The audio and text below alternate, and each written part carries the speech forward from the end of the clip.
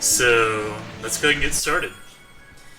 So yeah, we're still on this screen, by the way. I did practice it off stream. I didn't progress with the game, but I beat it once. So hopefully we'll be able to, beat it again. If I pay attention. That would be nice. Yeah. I think Zephyr said he might show up sometime tonight. Yeah, if he shows up again after the Skype call, it's cool.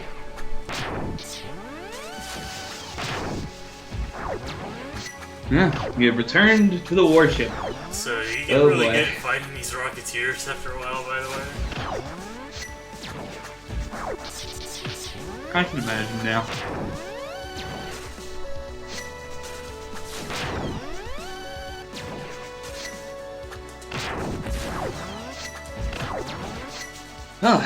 Double kill. Man, you're starting early. This might be a long one. Oh yeah, it's gonna be a long one.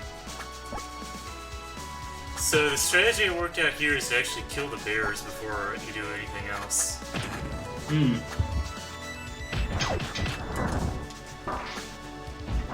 It makes sense because, well, like, it's kind of deceiving how much they really throw you off versus the Blood Tyrants. Yeah.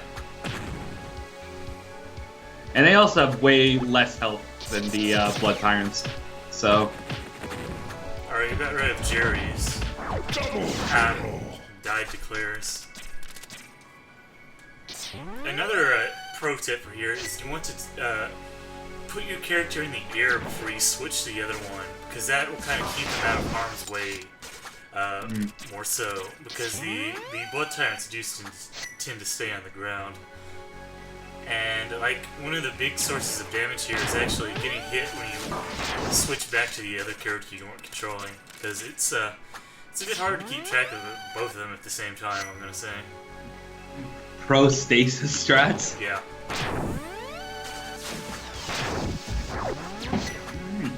Also, you want to conserve dash energy as much as possible on the second part here, because, you just run out so quickly.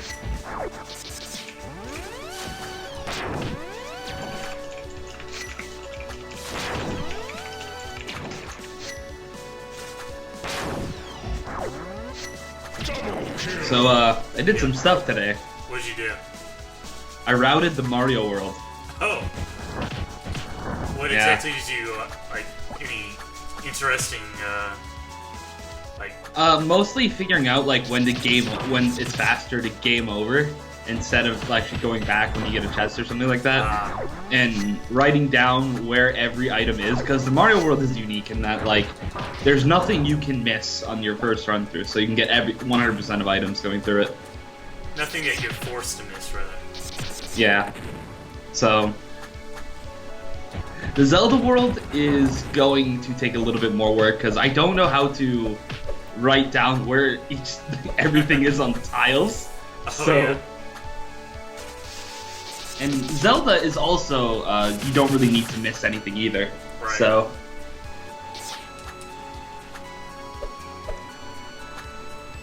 As you can see, I'm doing the whole thing where you get in the air with the character before you switch, so they have like a little bit of leeway.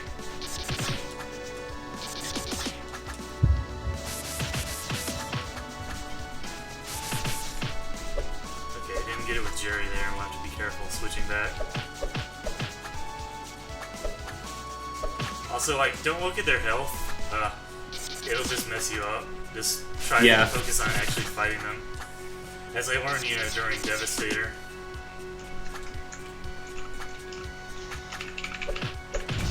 Alright. Double kill. And that's that screen down. That took a lot of practice off screen. I'm glad it didn't take that long to beat it now. Because that is one hell of a map. It is probably like the most demanding, purely technical map in the game, I'm gonna say.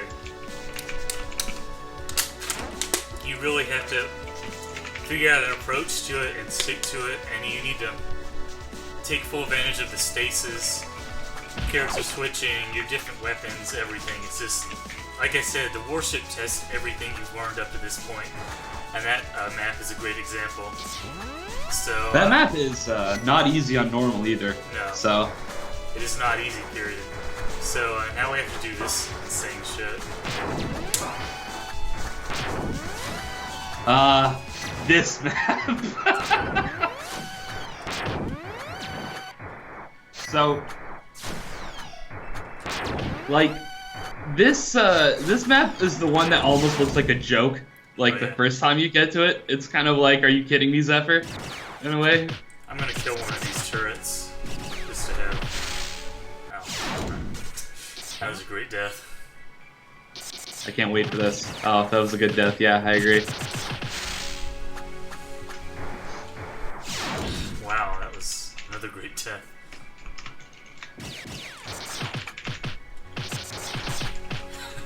You know, I beat the whole polar bear screen in like a couple of tries, but now we're having trouble making jumps. That's what we call the previous screen, the polar bear screen, because it has polar bears. Very creative naming sense, I say. Yeah.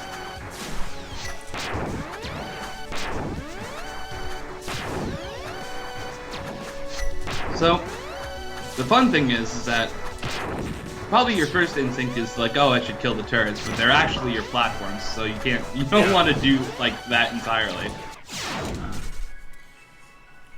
Yeah, you have to leave like at least one or two of them up there so you can actually do shit, and not just fall off and die. Because there's no solid ground here at all. Just the platforms. Just the turrets, rather.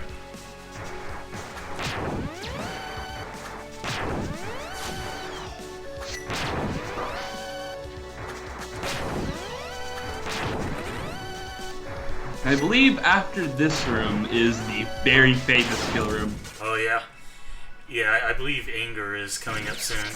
It looks like it's not too hard to just kind of sit in one place here. Because, like, if you stay inside of the other character's shield, the aimed bullets won't hit you.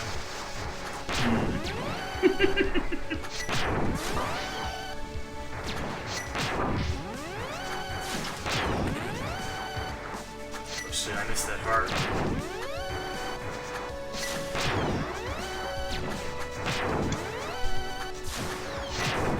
There we go. Yeah, that wasn't too bad. Looks a lot harder than it is.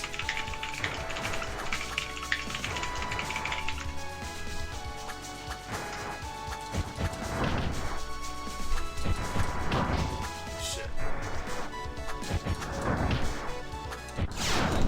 It's okay, the kill room stays dead, so we'll just walk on through here.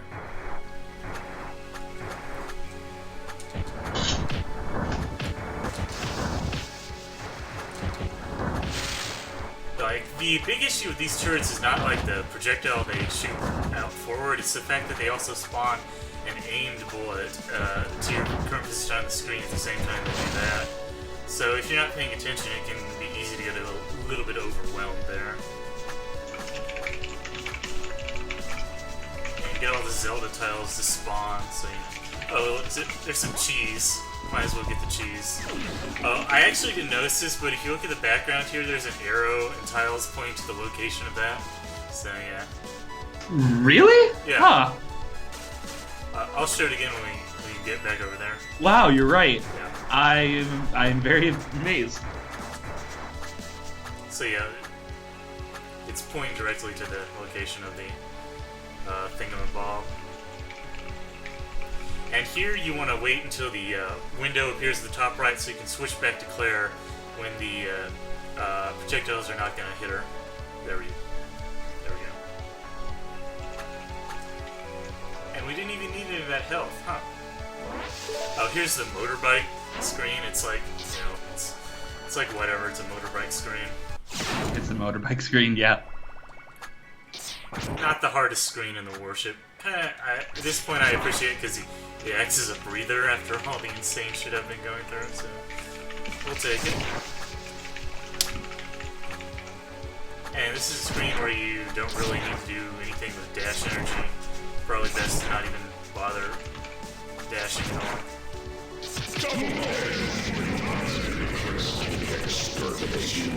Yeah, so that screen is pretty much just a nice little breather. because oh god, because now Have we hit it? almost. Almost.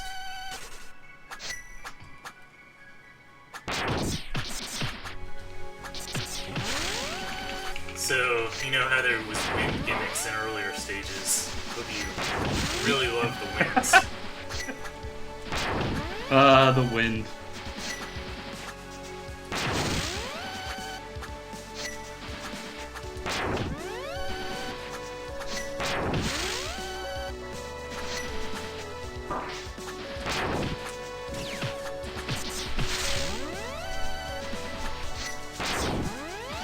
So these turrets are actually surprisingly difficult if you get like more than one or two on a screen at a time, because they all aim at you from different positions. Yeah. Okay, here's the checkpoint. So, you know something's going down, right? When you see a checkpoint. Mm-hmm. Oh, I ran into the spike wall. That was great. The MugiNet is being very annoying. It always does it like right when I start the stream. And now, ladies and gentlemen, if you somehow, in God's given light, still have not played this game after watching it this far, 1, stop it. 2, this is the most famous or infamous kill room in the whole game. Yeah, this is anger. We call it anger for a very obvious reason. There is pretty much nothing.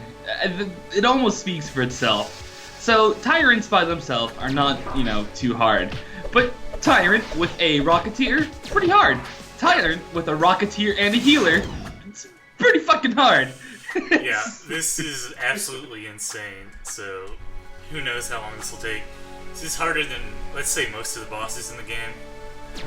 Anger, as far as is one of the biggest combat challenges, even in a normal playthrough. So, welcome to Anger. Oh, and as you can tell, there's spikes at the edges that you can just, run into, blow yourself into, because the wind is still going. Yeah. So.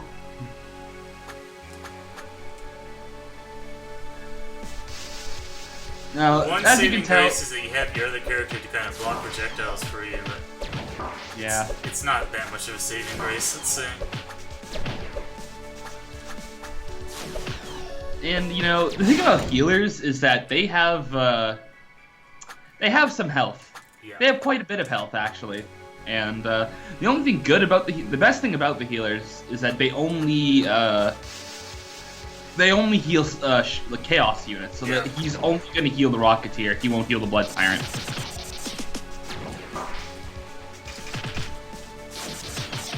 Shame that there's no boss track for Anger.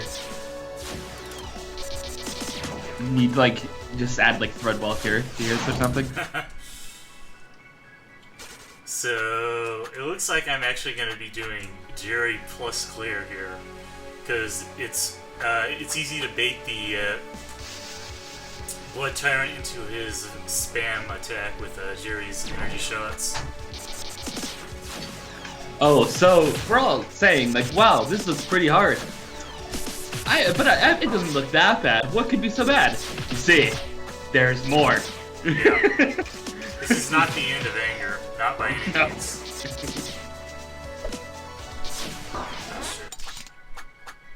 To be fair, this wave is probably worse than the second wave, but the second wave is more a matter of knowing what's going to spawn than anything. Yeah.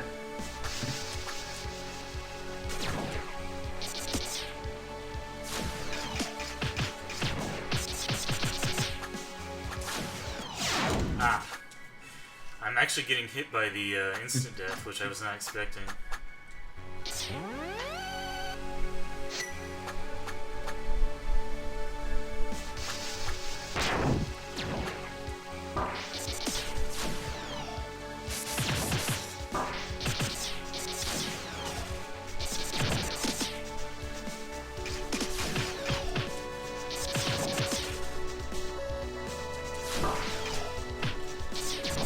that's right. I have no fucking heart energy. That's why she wasn't shooting holy waters. So you're gonna need to use some dank switching. Yeah. In this, mostly to get around Rocketeer's laser and rockets for the most part. Yeah. And you really don't have a lot of room to maneuver, and if you try doing what I just did, you're gonna get hit. You're gonna just instantly kill yourself. And even kind of avoiding the tiles at the start is hard. So we'll see how long. Okay, I need to stop doing that. Yeah, basically everything about anger is it kind of speaks for itself. Yeah, I mean, it's anger. There's nothing more to say. It's just it's angry at you. It's angry at life.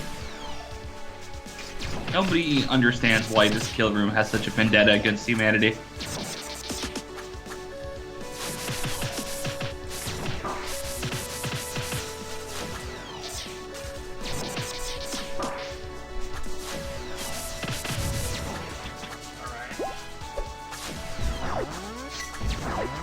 Down.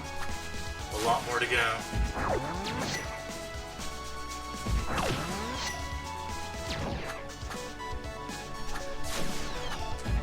That's good, that's good, that's good.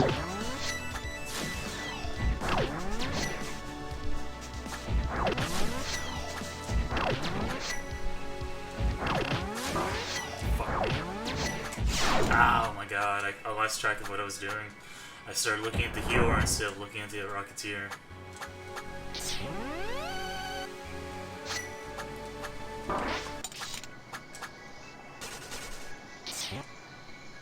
So yeah, this might take a while. Yeah.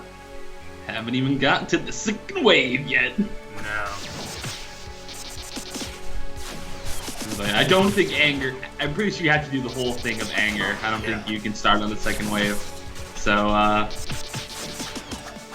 welcome everybody. This is an anger-only stream.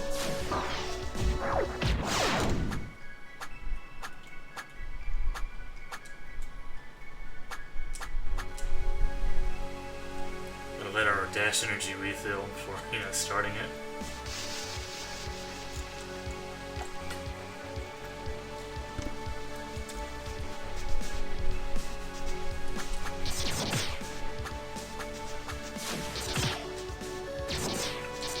Yeah, I was a little worried about anger coming into it. Well, you had good reason to be. Yeah. To be fair, though, I was worried about almost the entirety of the warship.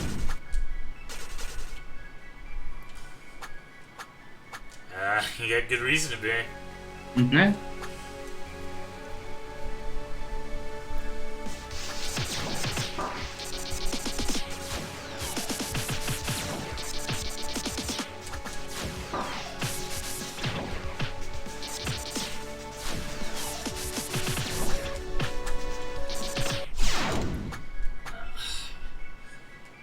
Dash energy. That's like my excuse for 50% of deaths at this point. Dash energy. Where are the dash boots?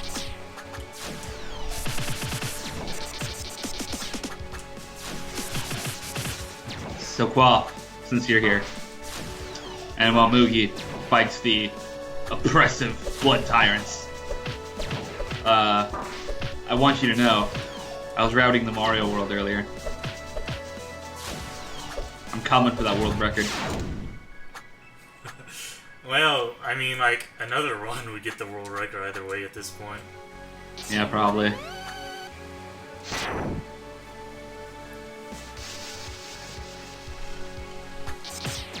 The other thing is, luckily, I'm pretty sure I have more experience gaming with no sleep than Quaff does.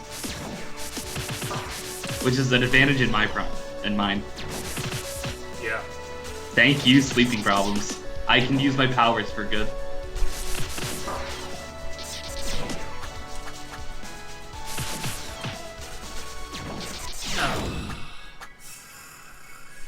I'm thinking I might actually have to take the power glove off Jerry. It'd be shameful, but...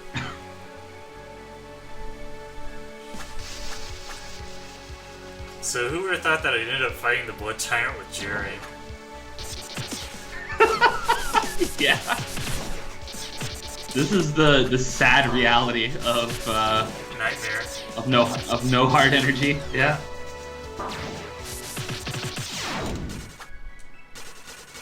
Like, the thing I'll have to do, though, is I know I'll have to write down the water temple, because I'll get lost instantly, because I have the, like, directional aptitude of a coconut. I think the forest temple would give you more of a hard time. Yeah, I probably have to, like, write down Dylan's challenge, too, to remember, like, what switch I have to flip going into it.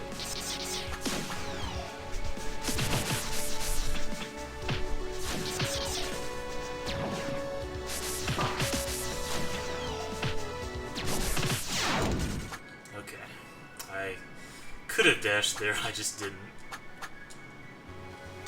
Not the best strategy. God, anger is fucking like, fucking anger. Yeah, it's fucking insane. There's just nothing else to say about it. It's ridiculous. It's unbelievable.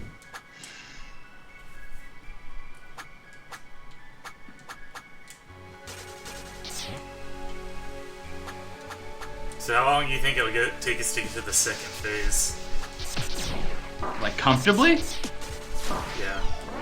I'd say you're probably looking at another 20 minutes, I think. Sounds about right.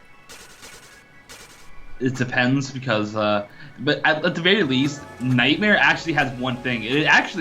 Nightmare, you could maybe even say, is pretty good for the second wave. Yeah. If everything goes as hoped. If it doesn't go as hoped, then we're in for a world of pain. Yeah.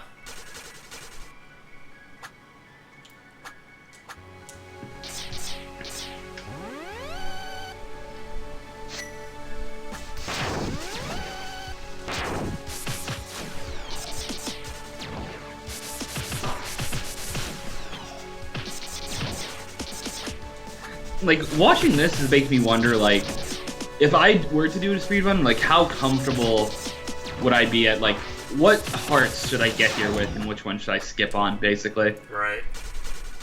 Because I'll probably not be going... I probably will only do, like during intermission, maybe. I might go back and, like, get a few weapon upgrades, but I'm probably not going to be aiming for hearts that much.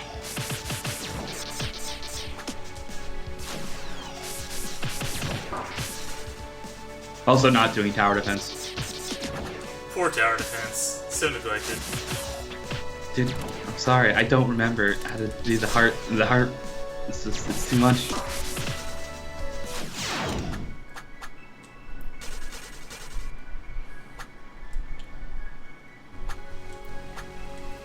So, I'm thinking, like, I actually want to keep more of an eye on the Rocketeer than even the Blood Tyrant. The laser is causing you some grief. Yeah. And, for good reason.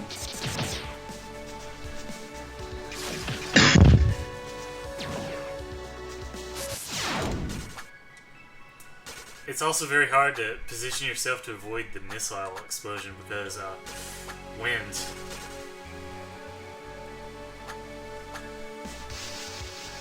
Like, I think that's actually the thing that's messing me up the most at the is the wind. Because it's easy to position yourself around Rocketeers if you can stay in one place. But, you know, we can't.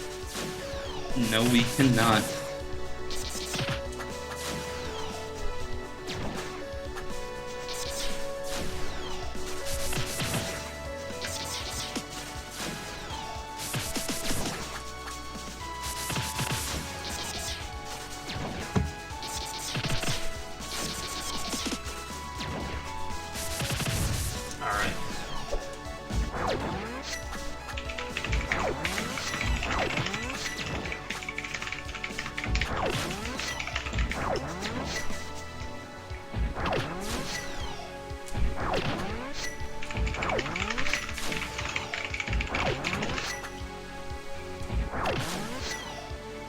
Okay, okay.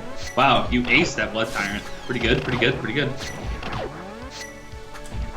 Oh my god, no! You ran into the spike wall, didn't you? Yes.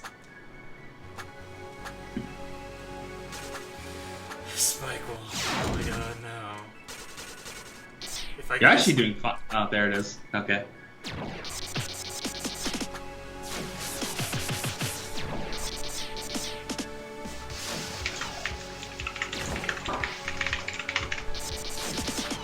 You're getting the pasta emotes right now. Yeah, I deserve them.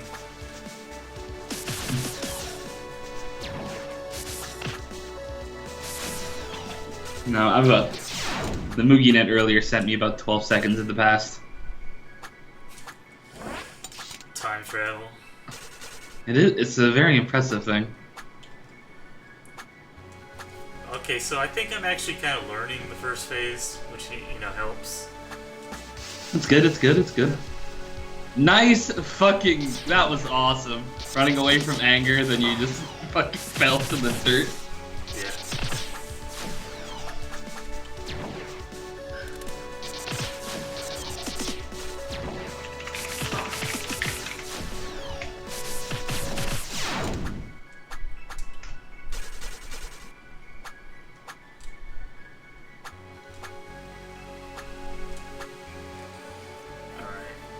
So yeah, I'm thinking I more or less have a strategy down for the first part now, so...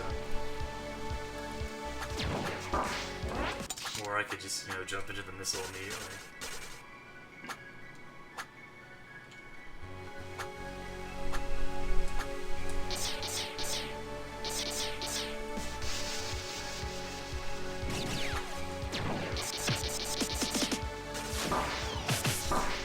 What am I doing?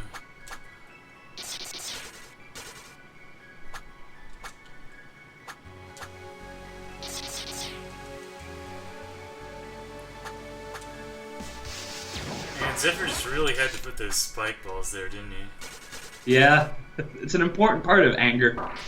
What says anger like spikes? I guess you have a point.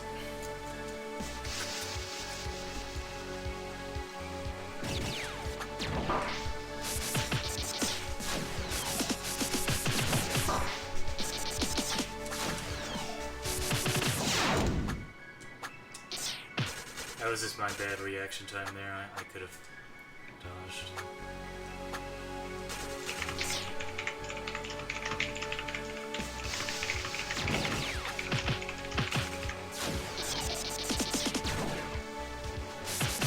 And my dude, -0 is here. Oh, that was 0. Please fetch Zephyr for us. Bring him out of his hole. I know he's hiding him.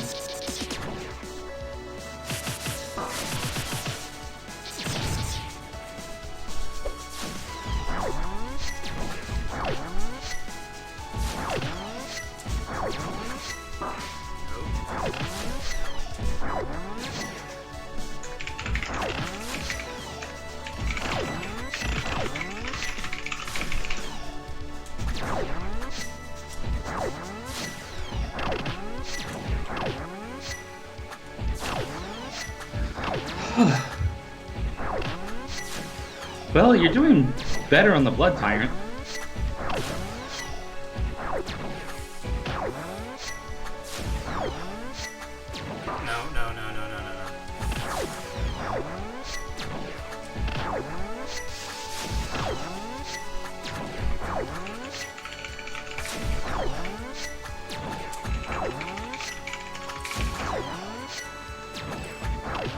Please do not die to the Solar Rocketeer. I'll try. I believe. This Rocketeer is kind of being an asshole. It's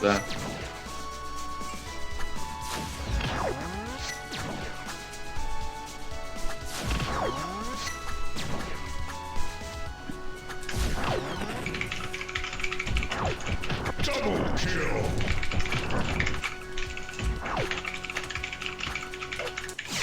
Well, we almost had it.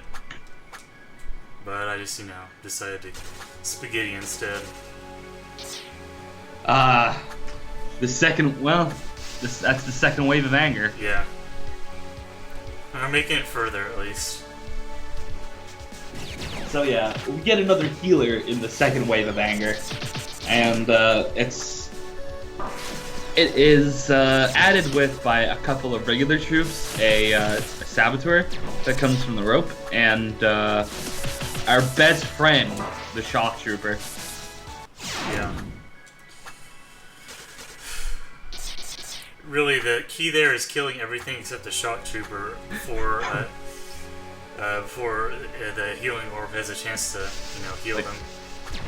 Wait. We have to address the shock trooper by his real name. Oh, Butt-Face McGee. Yeah, that is the esteemed Butt-Face McGee.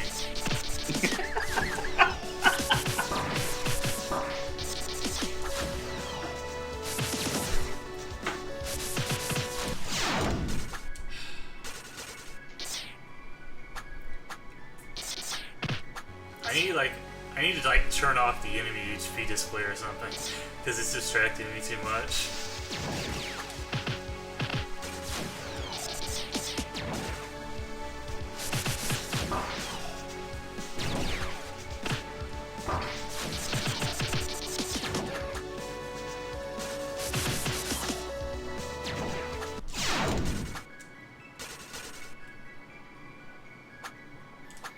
At least it looks like Special does full damage to the Blood Tyrant, so that's a good way to get in some additional damage. I am so surprised that we have come to Jerry killing the Blood Tyrant.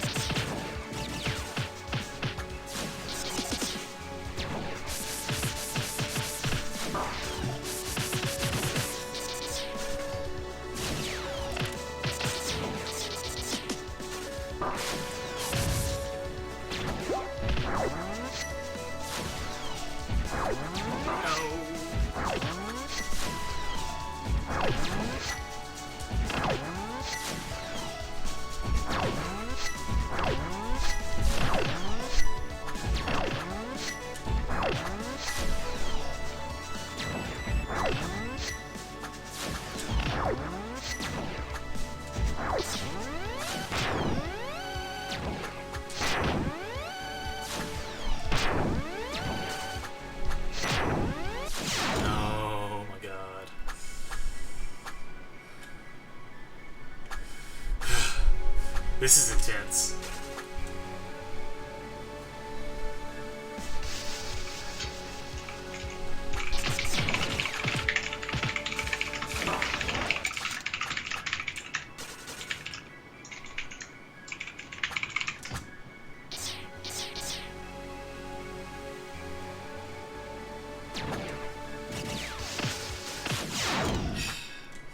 Dash right into the insta-kill spikes.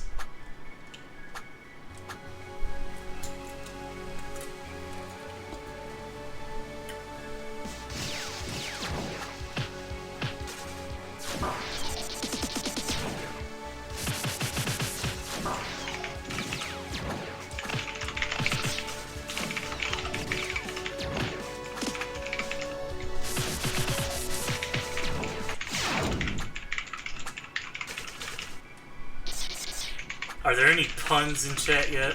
Because we need to ban Nothing them. yet. Okay, just be quick with the bans. I'm on the lookout.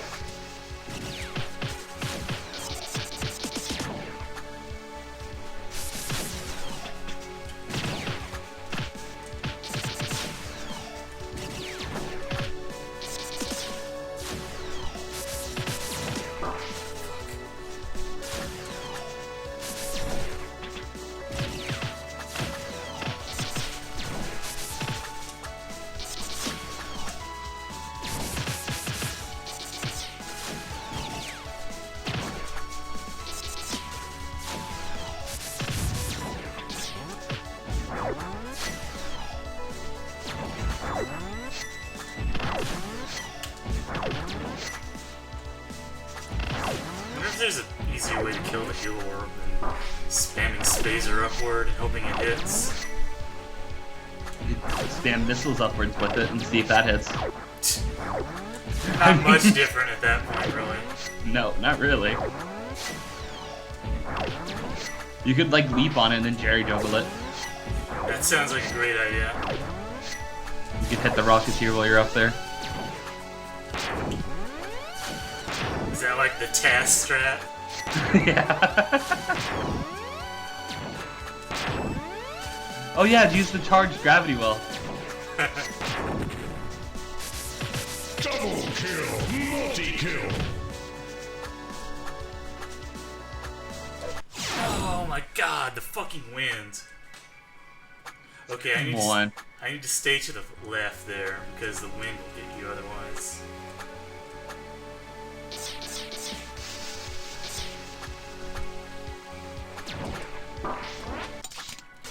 Okay. You need to be fast with that knife special, so that the shock unit isn't gonna be a dick. That's one way to put it.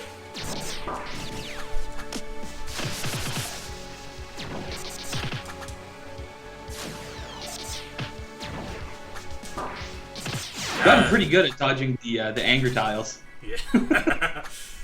The blast radius on that missile is larger than you'd expect. It keeps hitting me when I didn't think it would.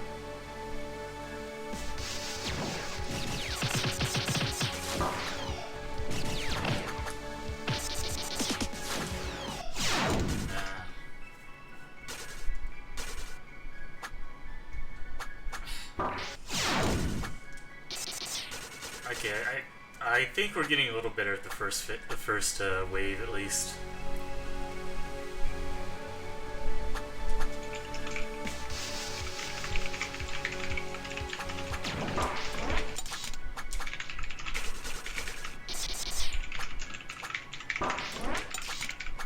One thing to remember is that while the missile is aimed, it does come from the Rocketeer himself, so if you try to like jump through him while he's doing it, it'll hit you.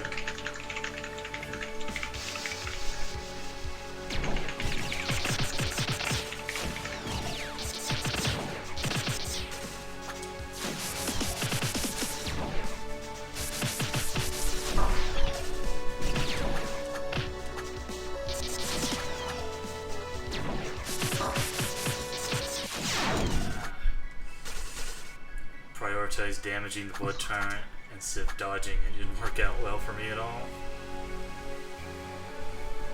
I think this blood tyrant deserved a name. I mean, if you had Buttface McGee, why is this oppressive should have been like full caps, like oppressive blood tyrant.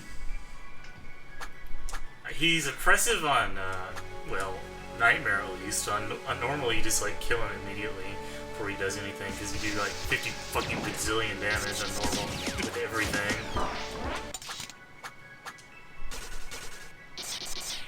Like last night we were talking about how on normal you almost do too much damage, and that's not a lie. Kept it screeching somewhere.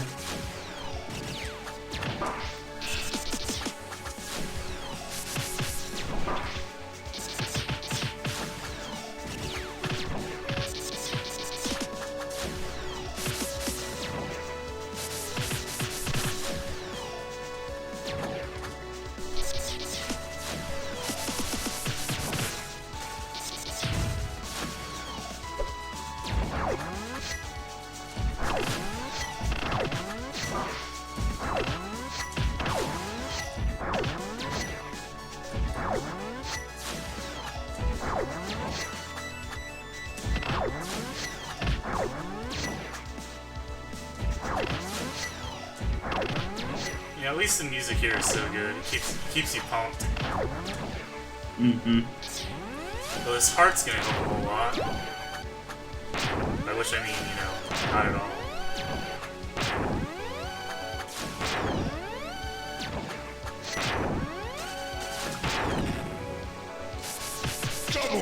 Hold on, I have to ban edible. Okay. Killing spree. He it's so bad. I don't even want to say it.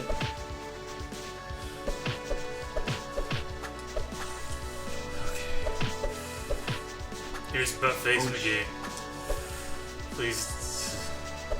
Please die, Mr. McGee.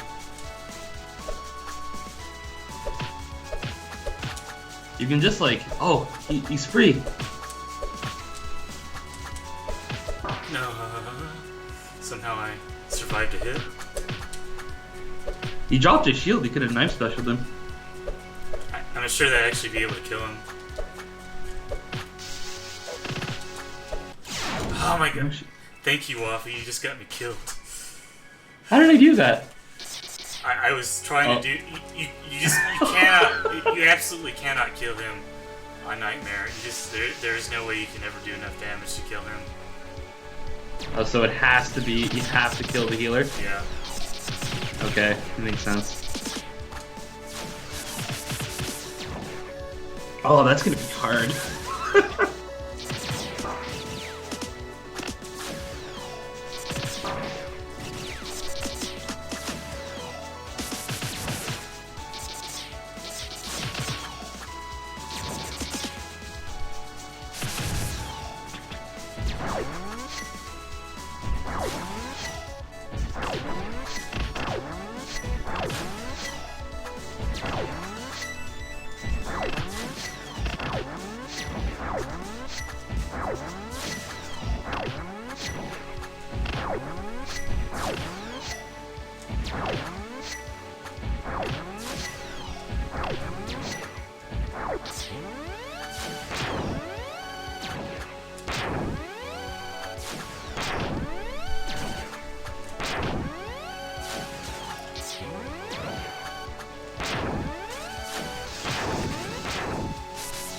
Double kill. Killing spree.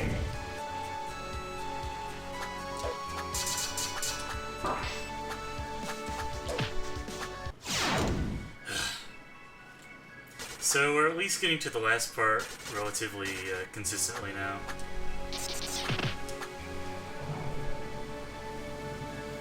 And by the way, this encounter will despawn once you kill the heal orb. That is what it's set to, not any of the enemies. I see.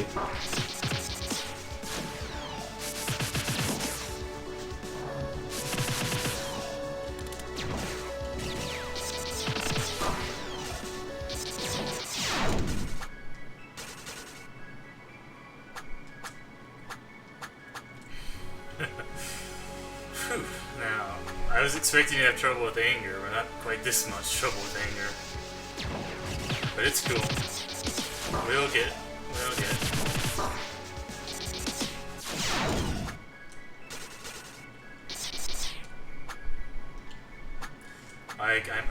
We're pretty much streaming all night tonight, so no need to worry about time or anything.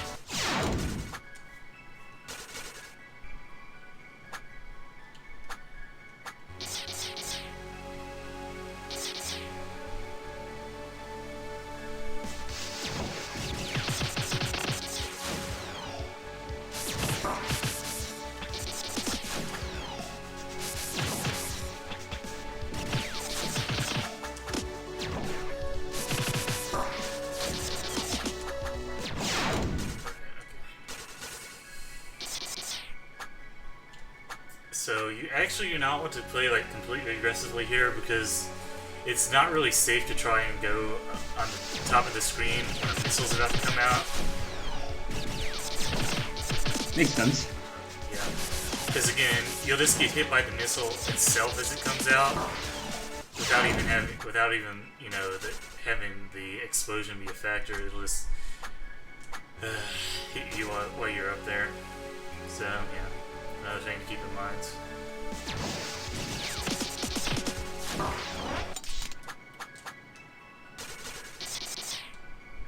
And there's probably like some swap strats I can be doing here, but I don't know what they are.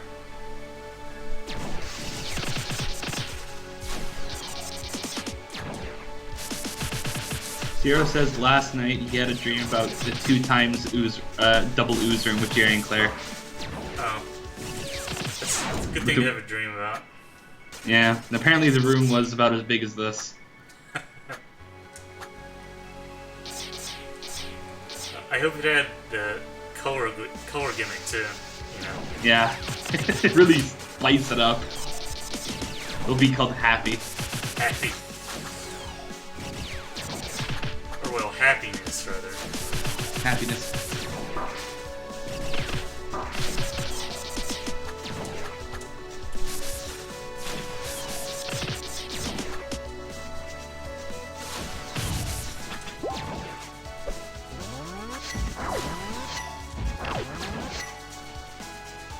I wonder if there were polar bears in his dream. This is the stuff I'm thinking about while watching you fight anger. You fight anger, not even fight the enemies, fighting anger itself. I mean, it's all just anger.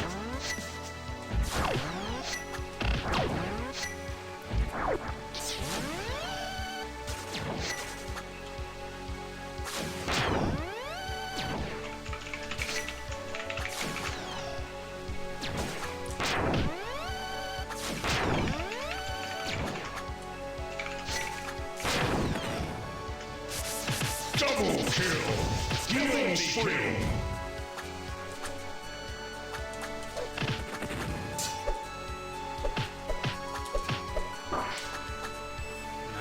No.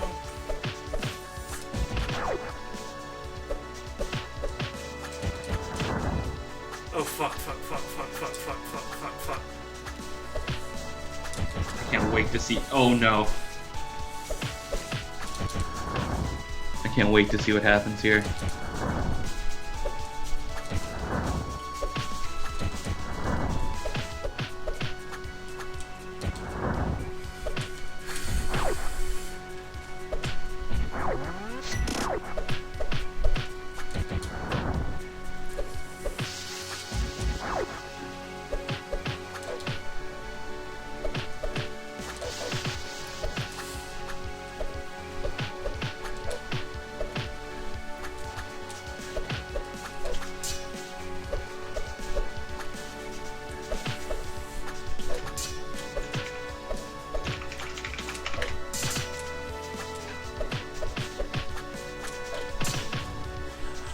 We did it, Wafu. Have we fucking claimed anger? Yeah. We did it with the power of a knife special. I feel like I just... I don't know what I feel like, Wafu. I feel like a man now. Oh my god. So, shoutouts to the knife special. have you seen it on stream yet? Yeah. Okay. I like how you spared Buttface McGee. Buttface McGee is my friend, so I'm not gonna kill him. He's very helpful in, getting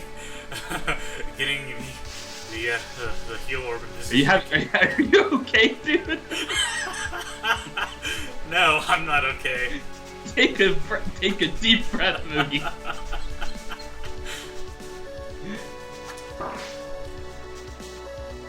Okay. Alright, so we're on this room now. All you do here is lead these guys. So, I think it's just one that you need to bring over, and then he does his thing. Yeah. And you get a little nice miniature Jerry climb there for good measure. So yeah, you need to protect him with your stasis shield and lead him to the happy days. So Moogie, now that you're finally over the stress of fucking anger, so I was actually thinking about the whole idea of me doing Kingdom Hearts Final Mix and streaming it. Oh yeah? Well, I'd be up for it. There's basically, I actually talked to Edible about this briefly.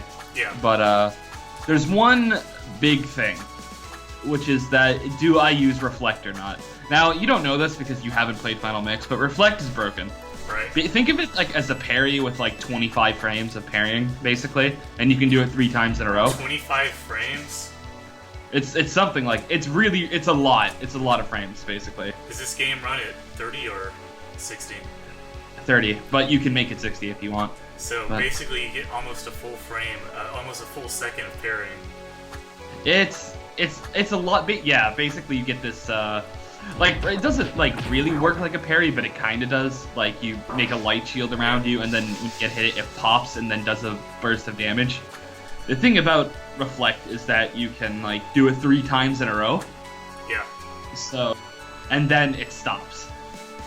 But now basically Reflect is, it's kind of like the all-around, like one of the best defensive tools in the game, but it's so good that it clouds other options.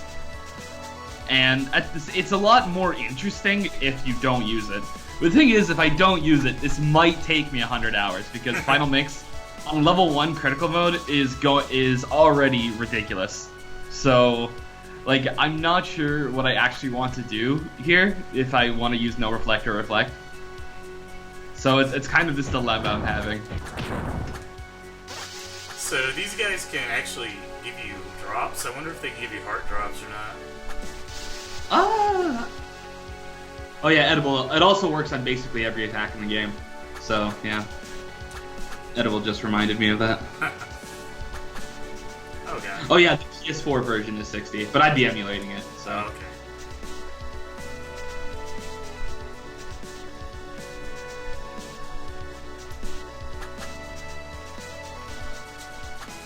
So this map is pretty easy. It's as long as you take it slow. There's no real way to die as long as you don't, freak out and start acting a fool. Let's say.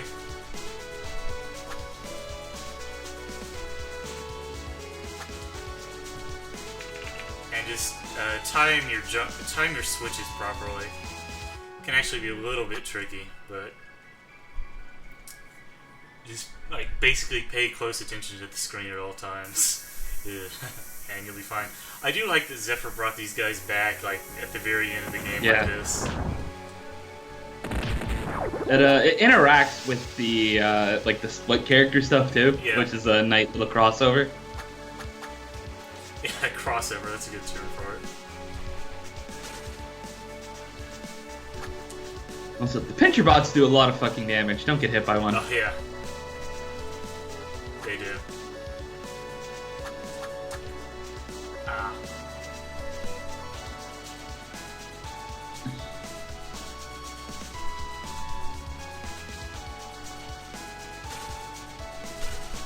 So this section's a little tricky because the spike bots will actually destroy the bots if they touch them. So it's about getting in there quick without killing the pincer bot with the spike bot. My commentary is basically incoherent at this point, but I beat Anger, so I don't care.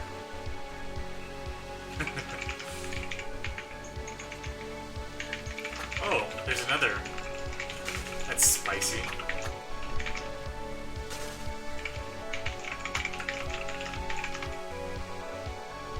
This is actually a lot harder with Jerry than Claire, for whatever reason.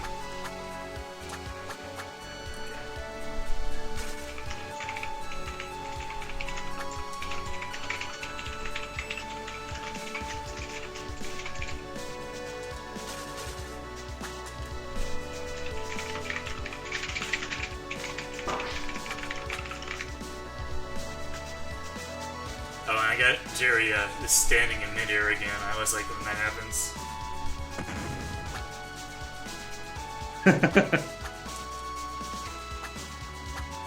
He landed on the poor pincher bot. That perfect standing motion. It's like art. Yeah. Alright, so I don't think I even died once in that screen. Maybe I did, I don't know. It's basically all like platforming challenges from here on out. Anger is like... I would say Anger and the Polar Bear Room are pretty much just the peak of difficulty with what you can reasonably expect the player to do in this engine. Especially on Nightmare, I felt pushed to like the absolute limit, so... I'm gonna say it's just... I was kind of doubting myself for a second there, but we got through it, so... We did it. Right, I'm gonna do like a bomb jump here, I think, or something.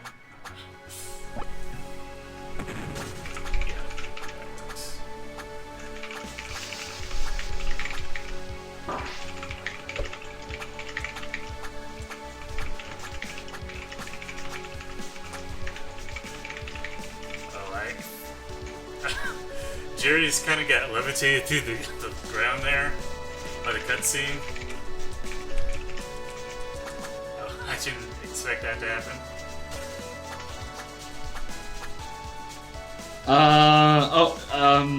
That was unique looking. Yeah.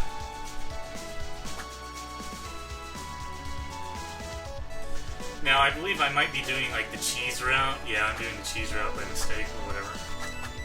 It's... No, why didn't they just jump off the warship? They don't take fall damage. Look, Wafu, we don't question these things. There's, like... The further you go into it, the more explanations there are for why the original ending shouldn't have happened. It's every time I think about it, I come up with something new. So.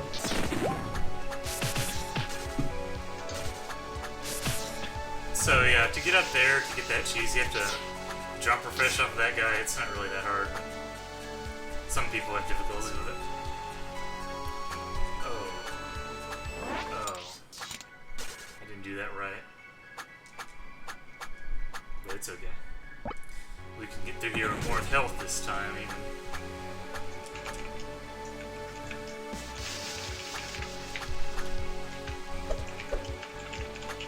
It's been so long since I've seen the since I've seen the sword beam.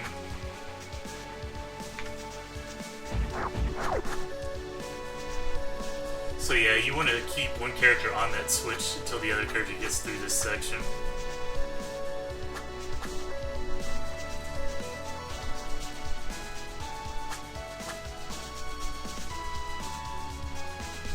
Don't think you actually need to use either Jerry or Claire for, like, getting around here. That's the way I ended up doing it. Man, hex rings are wonderful. I love hex rings. Everybody does. They're, like, actually a very compelling obstacle, and Zephyr uses them in really, really varied ways throughout the game. So yeah, they're cool. Everybody does like hex rings. I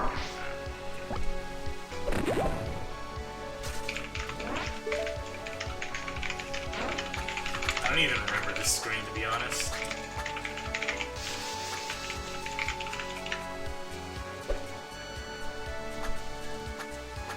Oh, is this the one where we need to use stasis? Yes, it is. Yes, it is.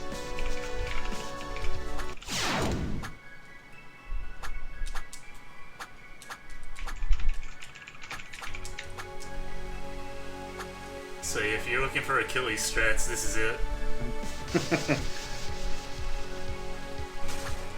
Zephyr! Zephyr's here. Oh, okay.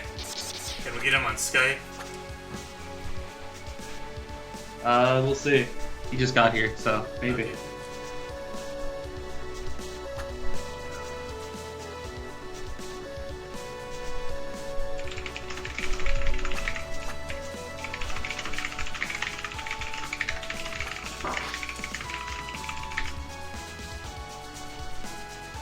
So yeah, this screen is actually very cool once you know the trick to getting through it without Ralcalling.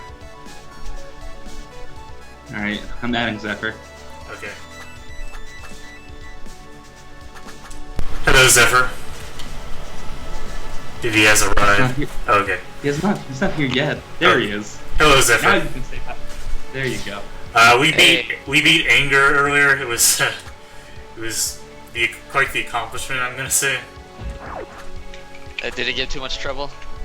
I wouldn't say it gave me too much trouble. It gave me quite a bit of trouble, though. Oh. Did Buttface McGee give a lot of trouble? He actually spared Buttface. I actually gained a new appreciation McGee. for Buttface McGee. Because what I did was I used him to lure the heal orb into position that I could hit with the dagger special, which ended up working out really well. Oh, wow. Yeah. So, how's your night been, Zephyr? I'm done dealing with stupid people, so it's pretty awesome. Stupid people, that's disgusting. I know. I recommend on. meeting new people. Yeah. Oh, it's not by choice. Or just don't go outside. That's my Side, there we go. Yeah. That's my logic. No Well, choices. I mean, if you go outside in Canada, you get murdered by wild moose and stuff anyway, This is true. So Waffle, you really like this screen, don't you? I have a very hateful relationship with this screen. I love laser grid. I bet you do, Zephyr. I bet you do. There's a deep evil part of you that made this screen. It's actually a pretty fun screen. It's not as Yeah, exactly. It's a pretty fun screen. it's not as hard as it looks at first glance, I'm gonna say. Because if you like take it slowly, methodically, it's hard to actually take damage because you have the ultimate invincibility stasis. You could eat a whole big bag of dicks. Wow, that's harsh.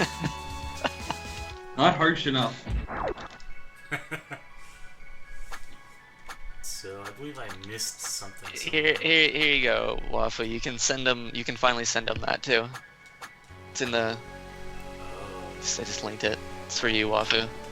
okay. Easy. Perfect. Do you know about that site? You've heard of it. Perfect. What did you link him? Have you Who heard gave of your address? dixbymail.com? Have you heard of that one? I'm gonna actually send you a bag of dicks. I think I've heard of it. It's just a bag of gummy dicks. It's just a silly pranking. It's just a silly site. So Quaff is here. Quaff, what the fuck? 28 and a half hours. That's That is insanity and super impressive. Welcome to the world of the DT3 speedrun. I actually spent some time routing Mario World today, Zephyr. I'm very convinced the game can be beaten in like, of course, limited deaths, limited backtracking, all that stuff. 8 hours? I think. I'd say 8 to 10. Yeah, is 8 like, to 10 is I think that's the number everybody comes up with while theory crafting, we'll say. basically like you have to be confident enough to gimp yourself heavily by not backtracking for items, basically. Yeah, that sounds right. So I did some challenge runs today, Zephyr, and like I tried to figure out like how far can I gimp myself on War Master without and still beat him comfortably. I did no items and I could still beat him. So that's as reasonably I can give myself as I can go, unless I equip the Dark Omen.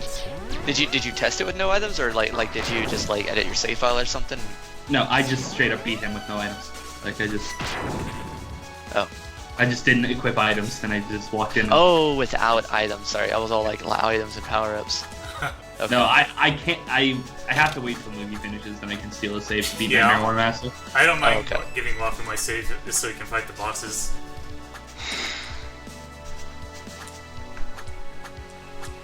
And then Quaff thinks about starting another playthrough. That goddamn madman.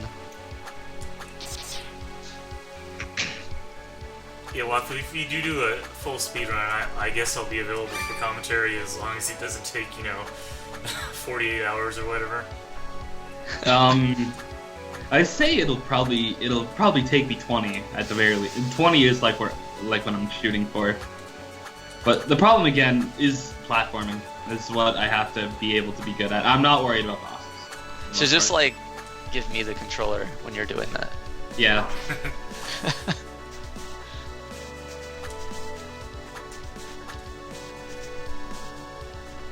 Well, Quaff, it's gonna take me a while because I need to route and look out like what upgrades I want and what I'm even if I at all go back for anything. Because I'm gonna have to do this shit with like fucking that Moogie's doing is like six with not much hearts. Yeah. Moogie's doing this with night hearts, so Yeah. You'll be able to have some defensive options though, or more. Like you'll have more effective health than Moogie has here. I might actually spend some money to buy the trap pants for extra route counting. Right. Yeah, like if you're ever wondering what the flag is in the save file for basically turning on Night Terror mode or turning on Achilles mode, I'll let you know what that is. Oh, that's Oh. helpful. Yeah. So this is Tanner over there says this is on pro platform right now, right as you die on our screen.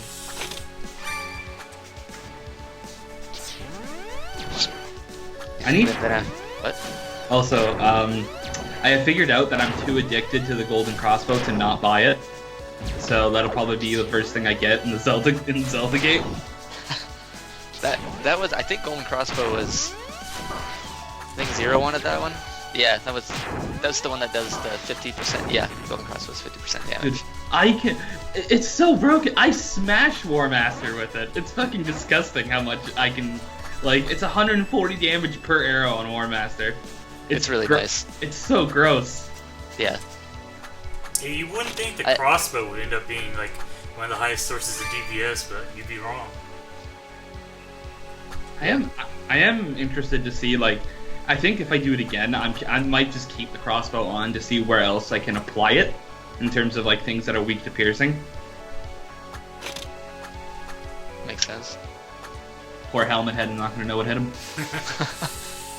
I like the crossbow. That's I felt the penalty was fine. Oh, shit.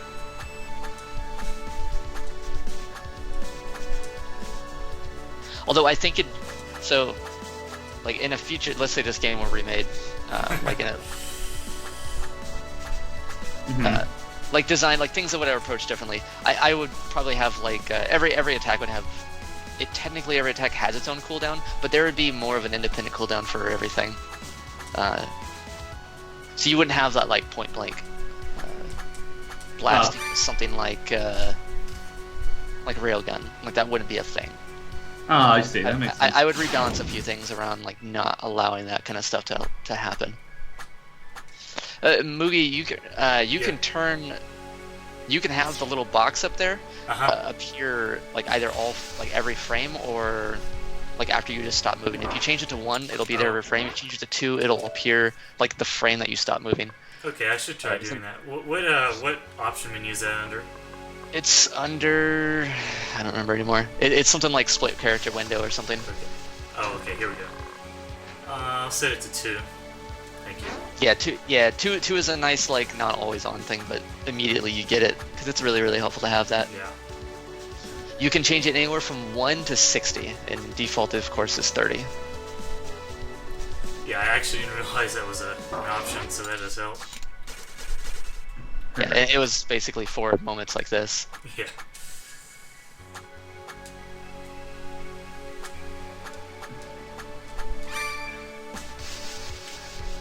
This is like, it's almost an option, like, when I first heard of this option, 1, I hated myself because I didn't realize it was there. But 2, it's almost like an option made for this screen. Like, it was definitely requested because of this screen. I see. I mean, that makes sense. Yeah. This is like the one screen in the game you get the most use out of it. Yeah, there would have probably been a lot more had I actually utilized this feature a lot more in the game, of course. Yeah. A little underutilized. It's, are you excited, Zephyr? We're gonna get to Warship X. Yeah, we're gonna Very soon. It's gonna be a thing. Yeah, Mugi, you are totally allowed, of course, to use any means necessary to win, which means using the blind spot. Right. I actually don't know the blind spot. Oh, it's really simple. Okay. So, was that a mistake, Zephyr, or was that something that you saw but allowed? In terms of, like, you know, just people using the Warship X blind spot? I find people don't actually use it a lot. I guess people just like trying to do it, quote-unquote, the proper way. Yeah. Because I only recently even learned about it. I don't think most people know about it. So. Right. That said, it's not really that hard to just memorize it in the first place. Yeah, it's entirely static. Oh, shit. That was my bad there. Oh, That's a shame.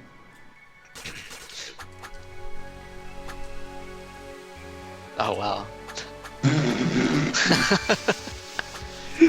Yeah. Spaghetti. Amazing. Yeah, like spaghetti and cheese there.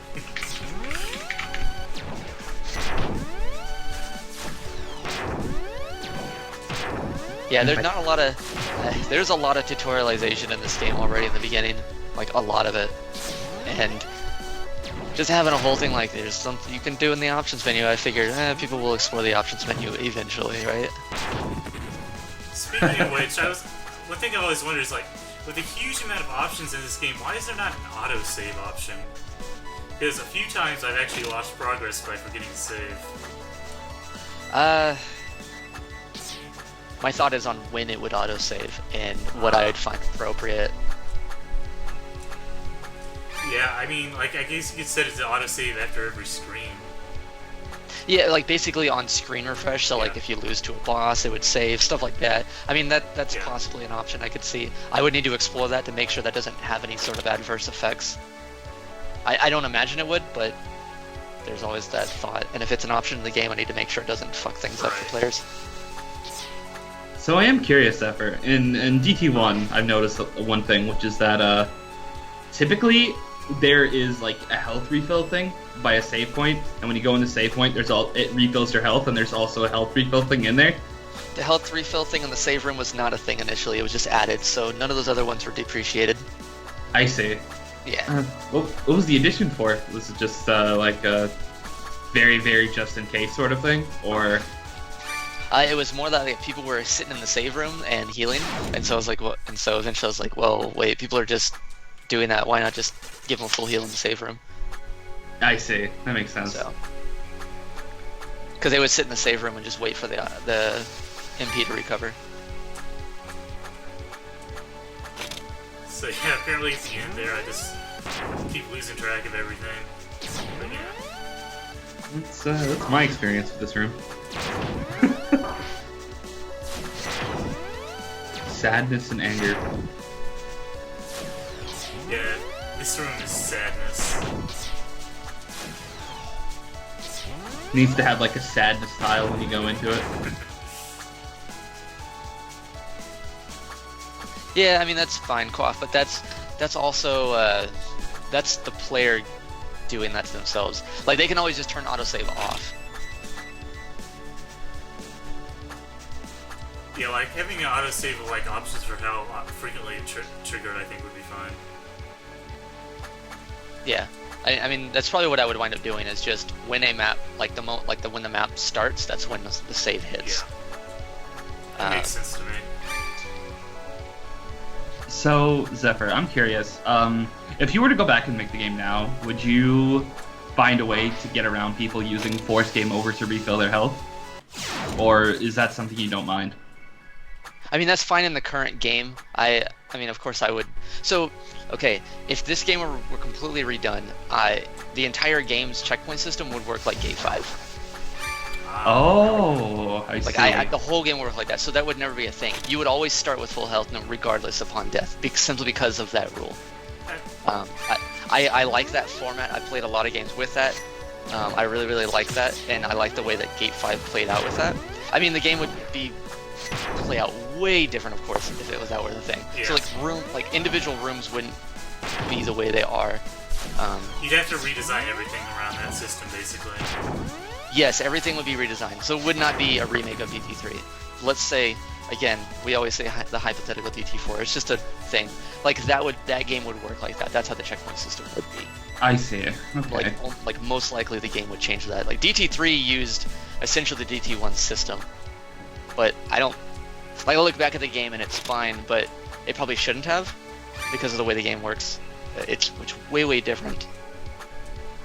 That's I actually do like that thought because there's very little punishment for death in this game, but at the same it lets you like be able to make like individual rooms very brutal in this way because you just restart back at the screen, you do it again. There's no like real feels bad thing that happens to you, but at the same time, it also means that like you can subvert a lot of the challenges by mashing your head into it really, really hard. Right. So the game parodies death, of course. Like game over is the thing. It's like, you game over. It just does that. So that wouldn't be as much of a thing. If it was a thing, it would be things next to checkpoints. So that way I go, haha, and I laugh at you. Then you come right back from it. You wasted 5 seconds, and the game just has fun with it. So, yeah, those kind of things would minimize. Yeah. And yeah, like exactly, you wouldn't be able to face tank through things, which is what Quaff there was saying. Yeah, I feel like one of the defining features that like makes DT3 so, let's say, playable, even though despite the huge length, is the pacing of the game is really solid. Like you never really feel that setback or anything, and that's something you'd really want to preserve, I think. Right. So, there would be less instant death. I probably would completely remove instant death spikes, like Mega Man styled spikes, except for a few things. And if that did, there would be like a checkpoint on both sides of a room or something like that, or something, right. You know, or pitfalls wouldn't be as much of a thing. Instead of a pitfalls, there might be like a lava pit or a spike pit or something like that instead of a bottomless pit. Just simply because instant death in games with higher like iteration times to get back to where you were, that's well, so yeah, DT3 is real good about iteration times in general. Yeah, like with the exception for, you know, with a couple exceptions there, but yeah. Yeah, an exception we're coming up on in just a bit. Yeah, yes we are. Yeah, like hex being one of those things.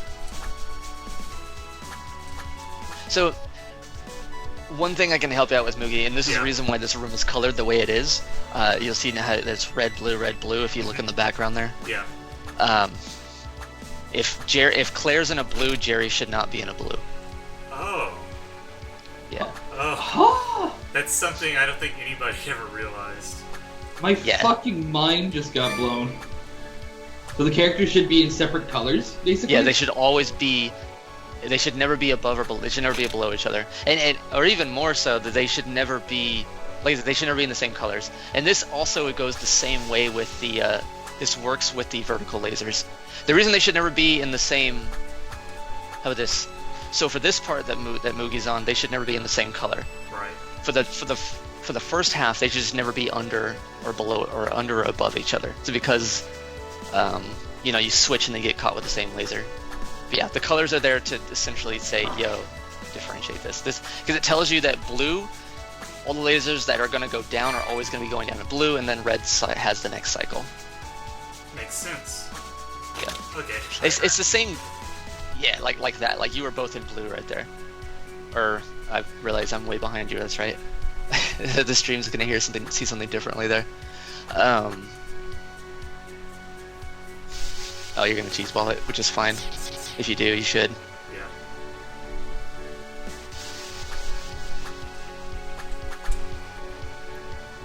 Cheese ball it.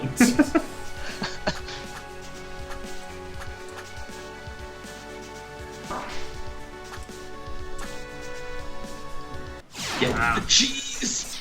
I completely lost track of what was going on. You actually have to get both characters to the exit, which I did not remember being a thing. You didn't get the cheese. I didn't. No. I ended up It's like...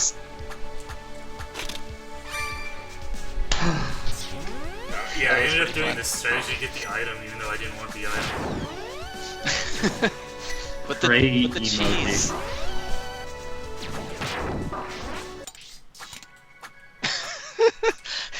Slice goes, I mean, I kind of figured that out naturally. That's how symmetry works. Oh my god, Slice. Yeah, I mean, so all it is it's humorous how that's done. I mean, you can probably guess how it's done. It's the same. I'm using the same background throughout the whole thing, and then I'm just like overlaying some blue and red like game maker draw rectangles thing there.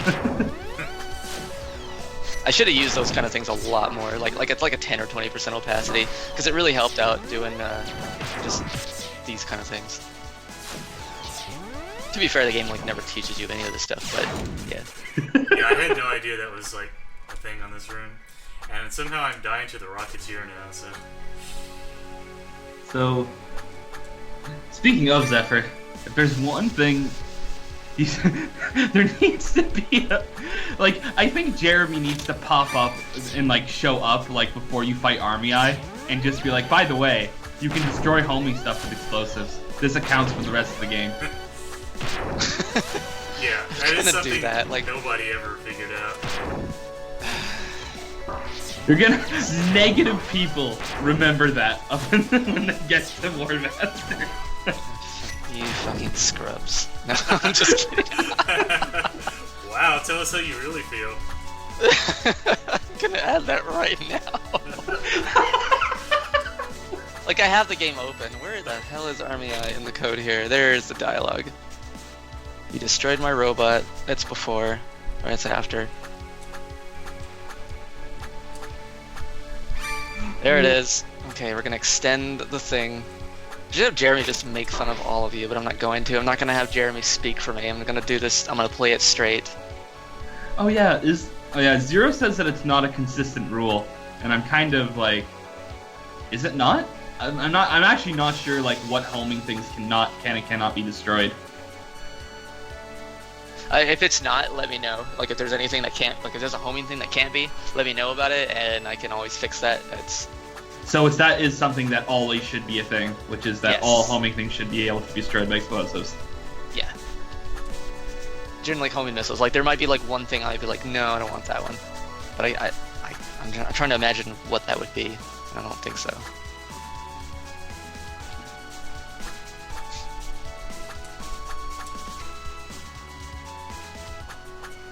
Anyway.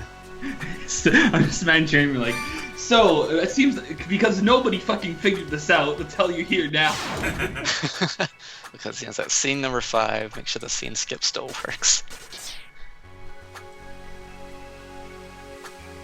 So yeah, that tip is helping me out at the end, but I somehow managed to get like all my HP drained by the Rocketeer that time, so we'll see how it goes.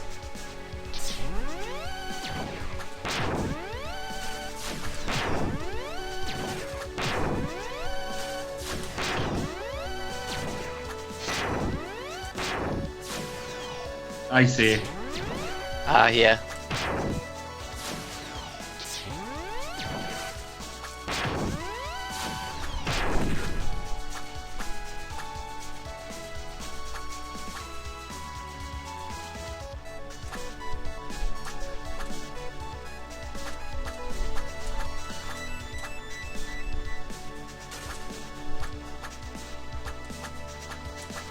Want to also note that Hanzo mains are basically trash people in real life.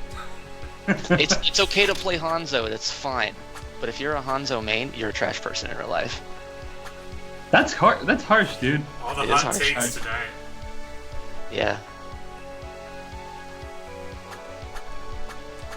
Nina, I need to make a I need healing joke somewhere. I came home and I was watching Jerry play Overwatch a bit, and like every single match, there's always a Hanzo.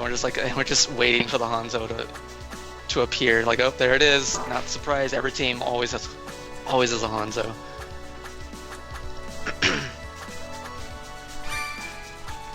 The Overwatch, yeah. I don't even play Overwatch. See that's how.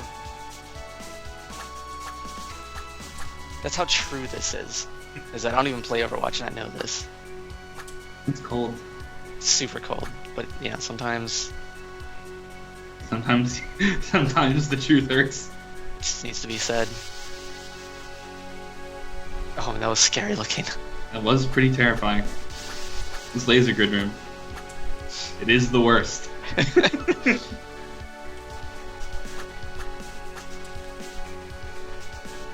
If I did play, I'd probably either be a Widowmaker or a Symmetra player. I like their playstyle. It looks neat. Or, what's her name? Oh, okay, never mind. You had her in red. That was pretty good. What's her That was really good. God. Would have died 20 times by now. That was amazing. Who's the girl with the rockets? She flies. I don't remember the character names. Oh my god, Moogie! Like, just take it to the face. Why don't you? Yeah. Okay. I beat that screen somehow. Okay, this is actually the last screen in the game with any items, I believe. So like, if you get here, you can have 100% items. So like, and you can actually get here before even fighting the abomination. So pro tips if you have trouble there. Let's go ahead and get some cheese because there's multiple cheese on this map. What did it? Cheese. Cheese is my thing. Why cheese? Curiously. What was like? Did you go through like other options before you settled on cheese? No, there's typically a piece of cheese in every single game I make. What? and this comes, and the reason this happens is that there's a piece of cheese in every single level in Perfect Dark. There's a piece of cheese hidden in every level. Oh yeah, and it became this like thing. Yeah. So that just became like a thing because my friends and I, we played the fuck out of Perfect Dark. Like, we loved GoldenEye, but like Perfect Dark was just so much better, and we just fell in love with that game. Alright, now we go to the Hex approach. Yeah. The and ultimate Jerry Juggle room. Return of the Gems. So, we were talking earlier, Zephyr, about how both of us would make love to hex rings if we could. Yes, that's exactly what we're talking about. There are openings, so... Are there? Yeah, back when I was Dark Joe, or Dark Yoshi and all that. So I prefixed everything with that because of Perfect Dark. No, you won't, Quaff. You will not find it. It does not exist on the internet. I mean, it technically does, but no one will ever find it. You don't want to fight the spider. You do not want to fight the spider, Quaff. Hex rings are just so lovely. They're just such a... Lovely. I'm not sure that's an adjective I use. They're fun. I think in DT3 they got one spike bigger, like the gap was. That's important. That one spike. Yeah. I just like how they're an extremely simple obstacle. Looking at it's just a rotating circle with a gap in it, but like they're used in the most like weirdest like designs and like in like contests that I just like seeing them when I played the game. They're just like, oh, this is gonna be cool. Yeah, they and don't worry, they're in DT1, so. Oh, yeah. Boy, are they ever in DT1? Moogie over there remembering that shit. Yeah. Is a prismatic spider harder than Wex? No. No, he's not. He is on a different level of things, but he is not harder. Definitely not. If I try to play Wex again, it'll probably take me longer than 2 hours to beat him. I beat Prismatic Spider in like 2 hours, like first like just seeing him. So yeah.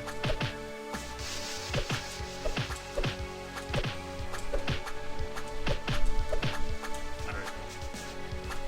Definitely better at the Jerry Juggles than I was on my first time through here.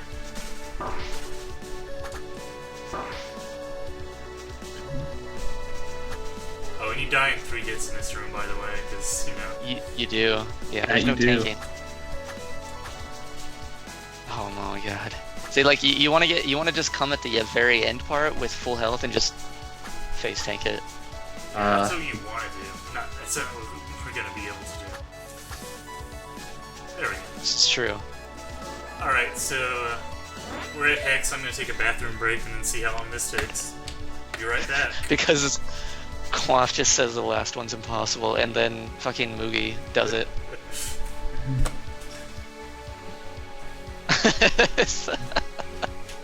It's okay, Quaff. Everything's okay.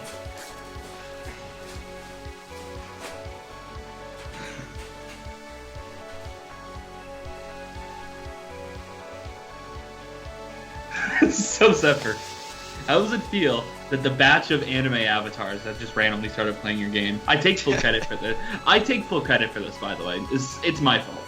But I mean, I'm glad it was you. I blamed Moogie at first because I was unaware of you, but I knew of Moogie, and I was like, well, Moogie said to stay into the game. I'm like, it was Moogie's fault. But it No. turns out it was you. I don't know what to say. It's been pretty amazing though. Just like this whole community just kind of charged and bull rushed your game out of fucking Out of nowhere, yeah. It's almost like when Raukau first started playing DT1, and then when there was it a Brazilian group or a German group? It was one of those two. Oh my god, it was so weird. I can't remember anymore. When they found DT3, or no, sorry, DT1, I was just like, oh, there's a lot of people playing this suddenly. Yeah. Do you track how many downloads it gets at a time? Or I'm unable to check. I'm unable to get a specific number. I see. But yeah. Like, basically, like, I was just kind of bored, and I was looking for a Metroidvania to play, and then Mugi was just like, oh, I have these, and like, you know, Shantae and stuff like that was listed, and then he said DT3, and I was like, I feel like I've heard that name before, because he showed me Raukau fighting War Master, like a long time ago. And then I was like, oh, I'll play this. And then I played it, went fucking insane, and it hurt me in a deep, like, level of my soul. And then I wouldn't shut up about it to fucking everybody that would listen. And That's pretty awesome. But I was gonna say is that not only did the anime convention online charge your game, they started speedrunning it.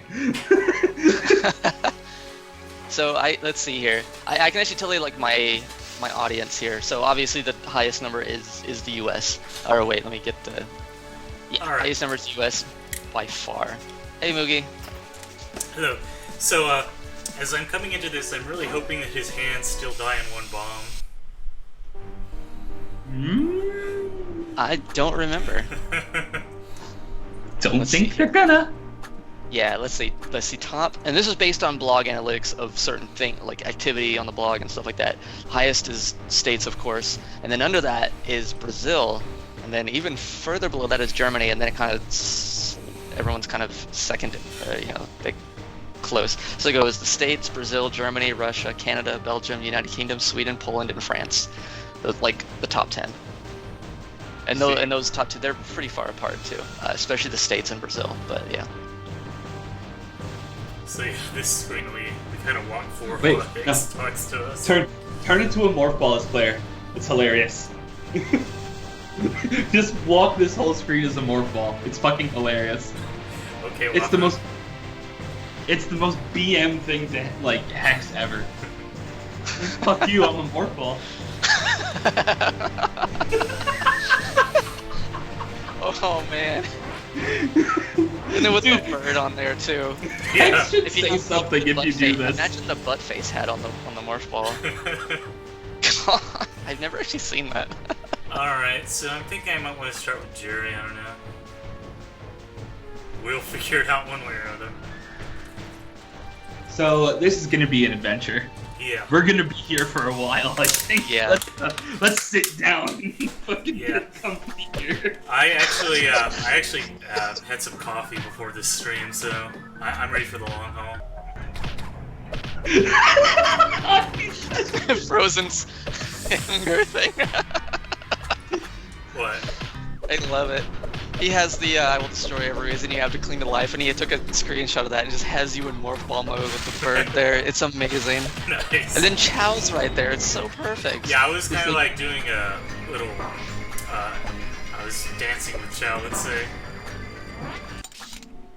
It's like, fuck you, Hex, I'm a morph ball. Just like Claire, if you're doing that during the speech, Claire, there should be like a little text ball that just says, "Wee," is Claire.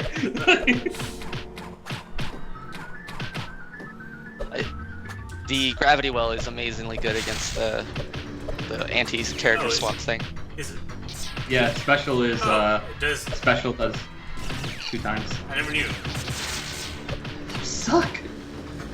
I mean, I never bothered to try anything except normal type, because you know, on standard mode you have like all the DPS in the world. Everything does like 50k damage per hit. Did you never shoot a missile at it either? I think I was always with Jerry when it happened. Oh, okay. Yeah, missiles like destroy that thing. Okay, so they do not die in one bomb, but you can hit them twice with a sword. So, so Zephyr, as Moogie fights Mr. Hex here, because we're gonna be here for a while, by the way, so we have a lot of time for commentary. I'm curious about Hex. So, about Hex. About Hex. So, I'll be honest. I'll just be honest with you, Mr. Zephyr. Hex is a shitty villain. Yeah, there's no two ways around it. He's a bad villain. Yeah. I'm sorry, by the way. I feel bad saying this, but Hex is kind of like... Hex is like such a fucking nerd that he's just he's so hard to take seriously because he is just like he has fucking Linkin Park. Oh, I shouldn't say that. That's morbid now. Oh, fucking yeah. fuck. Oh, please. Sorry, Chester. But like, okay, let's just say 3 Days Grace then instead. But like basically he's just so angsty and like he's just says his motivation is fucking like life. Like he's and like part of the reason why like I gave shit to the normal ending is that it's not really satisfying to see Hex like win in quotes in any capacity because he's just so not engaging because he's such a nerd. Yeah. Because he's a nerd. Like if there was this, you know, I could take it more if Hex was like portrayed, you know, as a non-nerd, let's say. Non-nerd. Existence is the problem. Yeah. Yeah, that's actually one of his lines, isn't it? Existence is a problem. Yes. Oh, wow. We somehow died to the Like, ball Dalamaka. I almost kind of actually felt, for a bit of me actually felt bad for Hex in Chapter 21, because Jeremy just kind of calls him a fucking shitlord as he's like coming for him, and Hex just like, yeah, I'll fucking beat up your dad. Like, like by that point, Jeremy is just like fucking, he's like, fuck this guy. Fucking like really over it, and yeah, I think like that was you know, kind of like where I like. Because I actually really like Chapter 21, even like as much, you know, BM as I give, you know, the plots of DT3. Like Chapter 21 is very cathartic and pretty well executed in general. So, and even Hex plays his part. But yeah, I think the majority of the story, Hex is just he's too much. Let's say he lays it on way too thick. Yeah. So where's the background here from, by the way? It's pretty cool. Yeah, this is pretty cool. I forgot. I think it might be from Splatterhouse. Oh, Splatterhouse. It's a name I haven't heard in a while. Yeah. Oh yeah, who does have the power of love, Moogie? No one. Oh, that's It's a dangerous thing to have. Yeah. I mean, would you lose out on anything? Would you lose out on a hit? If you got hit 3 times in the same character, yes. He does 10 damage. Thinking emoji. Also, I'm glad that we haven't even gotten past the avoidance so far. Yeah. This is gonna be a while. So where's that safe spot? Is it just the edge of the screen? It literally is the edge of the screen. Yes. I think it's the edge of the screen, but you have to be Just be clear. a couple pixels to the side, like slightly offset from the edge of the screen. If you're Jerry, then like the way that he slumps when he runs is like he'll walk into stuff. If you're Claire though, her horizontal hitbox is smaller. So. Yeah. Does that still work? I haven't tested that in the new version because I like tweaked the fuck out of some of the hitboxes. They're all basically way more consistent. Yeah, that's true. Hex actually does give the most health out of all the bosses. Maybe he cares on the inside. His black heart.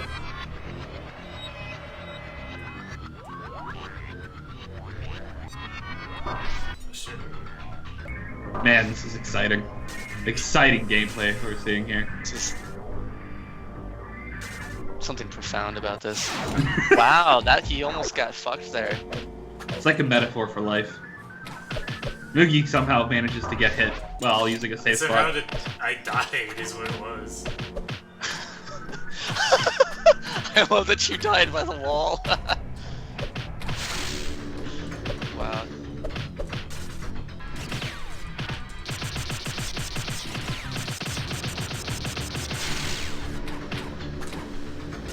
So like this fight is actually fairly elaborate, and there's quite a lot that happens in like the second half with like Hex taking your abilities, and then the platforms, and then the light show. I was actually expecting like after the Vault Hex fight, like you just to go absolutely mental with the lasers. I was actually kind of surprised when there wasn't like crazy laser designs in the second half. Yeah, I think Quaff has it right there. Yeah, I'm not sure how the safe spot works, so I'm gonna try and do it legitimately.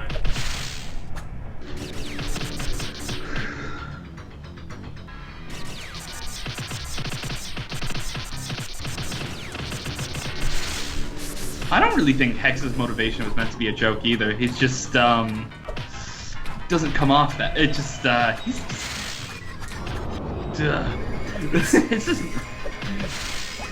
it just doesn't come off like something substantial. Is all basically the end of it. It just doesn't. It's not something that anyone can understand because Hex is Hex.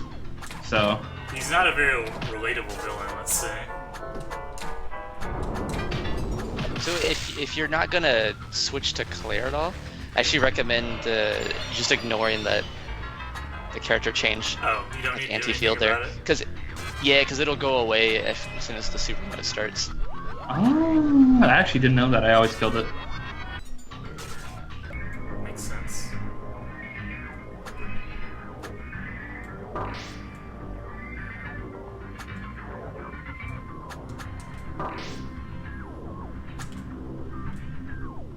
Yeah, someone will have to try the safe spot if they know it. It may not actually work on the new version because of the way the hitboxes have gotten a little bit changed. Oh?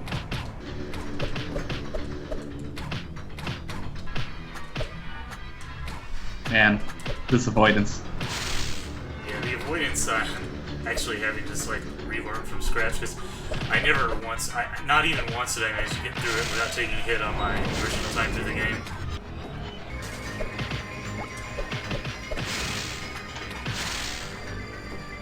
Like, according to Kevin, it's apparently really easy, but I have a lot of trouble with it personally. Oh shit. Oh shit. Oh, I got There's about to get. Oh, okay. See, like, I lose track of which character I'm controlling. Is what it is.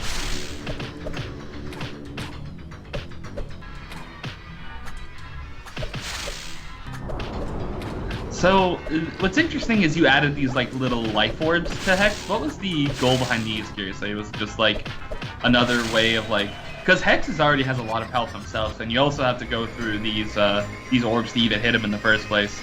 So, I'm curious what you were going for with these orbs. With orbs, it's more Hex always trying to shield himself. That's his thing, is always not wanting to be part of something. Oh, Or that's not wanting to be in direct like contact with anything. Yeah. That's interesting. Okay, that's good.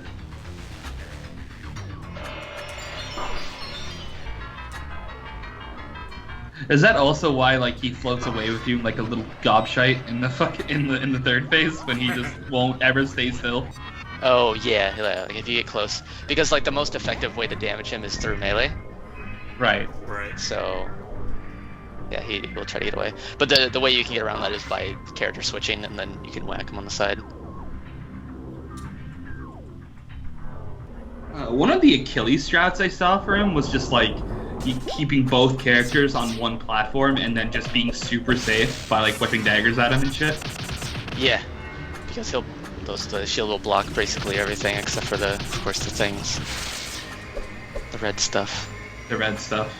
Oh, so I take it you know about the whole phase skip in Hex with the railgun?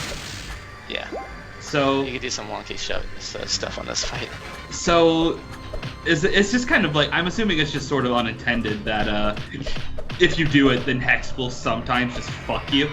Like he just like sometimes if you push him too far, then he summons like the flames on the bottom and you don't have any platforms. Yeah, because you cross too many HP thresholds too fast. Yeah. Yeah. You can actually track that based on those little flames in the background. You should be able to see them there. Yeah. That every time one of those appear, that's essentially a minor change to the fight. Okay. Well, I actually didn't know that's listed. That's actually pretty cool. Huh. But like I always went for the phase skip, but I eventually got it down to the point where like, how many sword strikes do I have to do as Jerry before the railgun charge does not send him into fuck me overdrive, but still skips the orbs, basically. And I found the number for normal. That sadly will not happen here, obviously. But yeah, there is like a sweet spot where you can still like railgun him, but you won't get the flames at the same time. Right.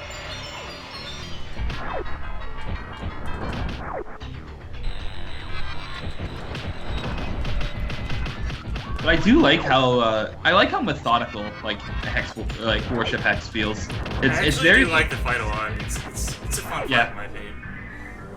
It's very methodical, and there's like he doesn't send like a lot of stuff at once at you. Like it's never truly overwhelming. It's just that there's a lot of the things he does is like not directly intuitive, so it's a lot of learning about what you have to do for each response to his attacks.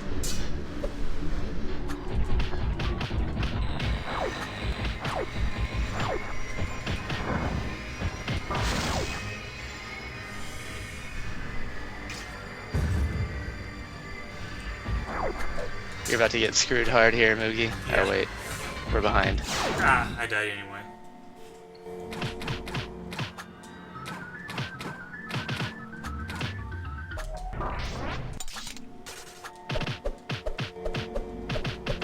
Yeah, at least we get a lot of hearts back after the avoidance. It'd be bad if we didn't. Yeah, you get the 4. I think the first time it was sent to the testers, he gave 6. And I toned that down to 4. Yeah, that's true, 0.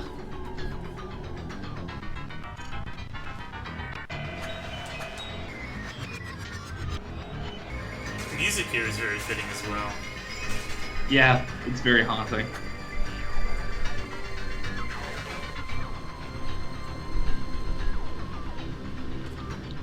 Let's see.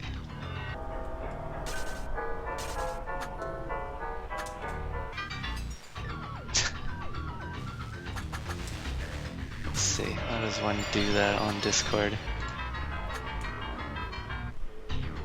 Alright. Let's see if we can make it past the morph ball part. Huh? That's the first time I've ever made it past the avoidance without getting hit. The first part. Oh my god. Oh shit. So happy.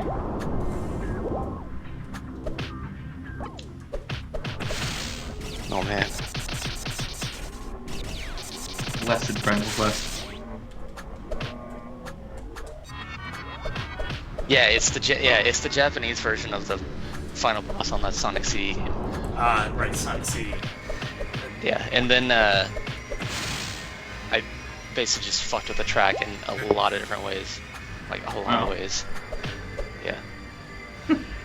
I heard a lot of people say that the track was actually like distracting and disorienting a bit because of the weird changes it has, which I was like, good. That's what it's supposed to do. Like I said, it's very appropriate for the fight. Yeah.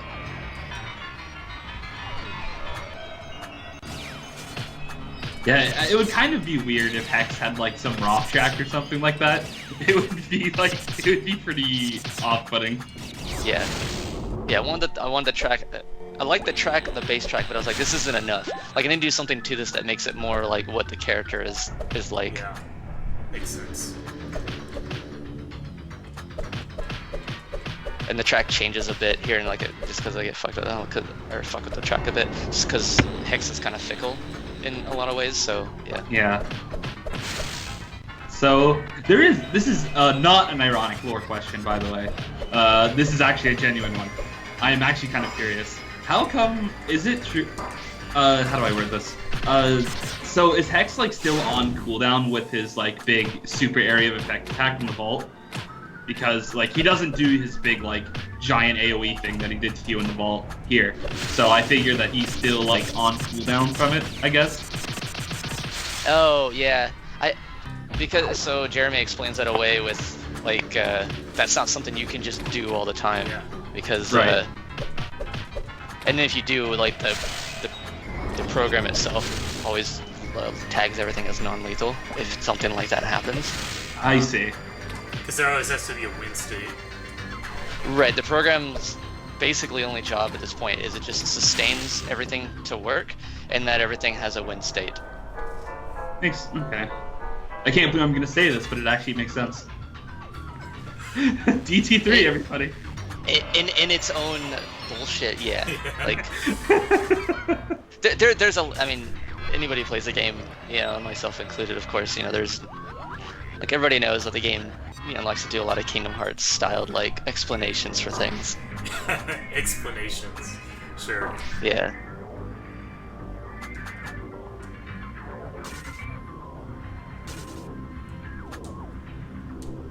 Alright, we're getting somewhat better at the avoidance, I think. Now if we can only get better at the morph ball, and you know, the rest of the fight. This is a long one. It's a long fight. Yeah.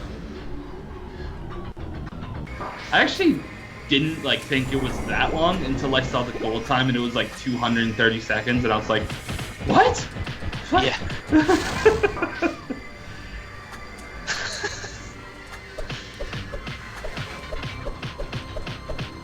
Takes a long time to even be able to start damaging him. Yeah.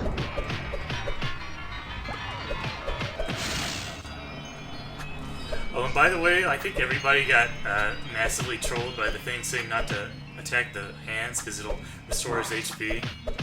I didn't. I knew instantly what that was about. I have no idea how so many people got fooled by that.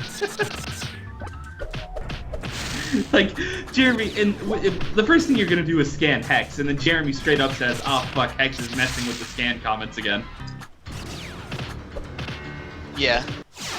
Well, he doesn't directly say it because Hex doesn't let him, but like later on in the fight, there's something you can see. Like, you either scan Hex later on in the fight, or you can scan. There's something else you can scan in the fight. Oh, it's the eyeballs at the end, and Jeremy will tell you, "Hey." Oh, I didn't know you could scan those. You can scan basically everything. Anything, yeah. If you scan Hex, Chow will tell you can scan, or Chow or Jeremy will tell you can scan anything in the fight, basically. And then, yeah, it's the eyeballs at the end. Jeremy's like, "Oh, by the way, I hope you weren't listening to anything that was on the other ones, because that was Hex lying to you." Like, my big giveaway was the fact that the text scrolls off the thing. Yeah. And goes gobbledygook at the end of it. Deep lore is that's Jeremy trying to like say a thing, and Hex just goes, "Well, no, you can't." Like, Kethit bought the shit out of, oh, I shouldn't hit it with explosive damage. Oh, man! Kethit bought the shit out of it. Like, I'm glad he fell for Hex. You know what? What? Kethit's no longer allowed to make fun of Hex because he fell for it. You fell for Hex's bullshit. You're gonna, Wafu, you are gonna love the final part of DT1 though. Am I? The final level is what got Zero to, like, he wasn't super interested in DT1 when he was watching Roundcow's playthrough, but then he saw the final level and he's like, I have to play this myself, and you'll see why. There's reasons. That final level is like legit good. I'm not even gonna like, I'm not even trying to tug my own. Anyway, so yeah, but like yeah, like people love that level, and I know why. I see. Well, that'll be exciting if I can ever stop. If I can ever stop playing DT3, then that would be. I keep going back for something, like in something. So yeah. In some you got past the train because you have Blast Off. Where are you now? I just beat the big flower thing and did the extra level of the with the castle, or not castle. I forget what the fuck. Oh, the Dusty Ruins or Dirty Ruins or whatever it's called. Yeah. Oh yeah, the flower boss, the easiest boss in the game because you just cripple him and then hit him forever with a fire. You know that there's actually a safe spot like right before its mouth. Almost all of its attacks just pass over your head. Yep.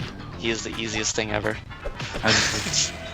He used to be way harder, and then things happened, and then he's the nightmare of that game, where you didn't get buffed.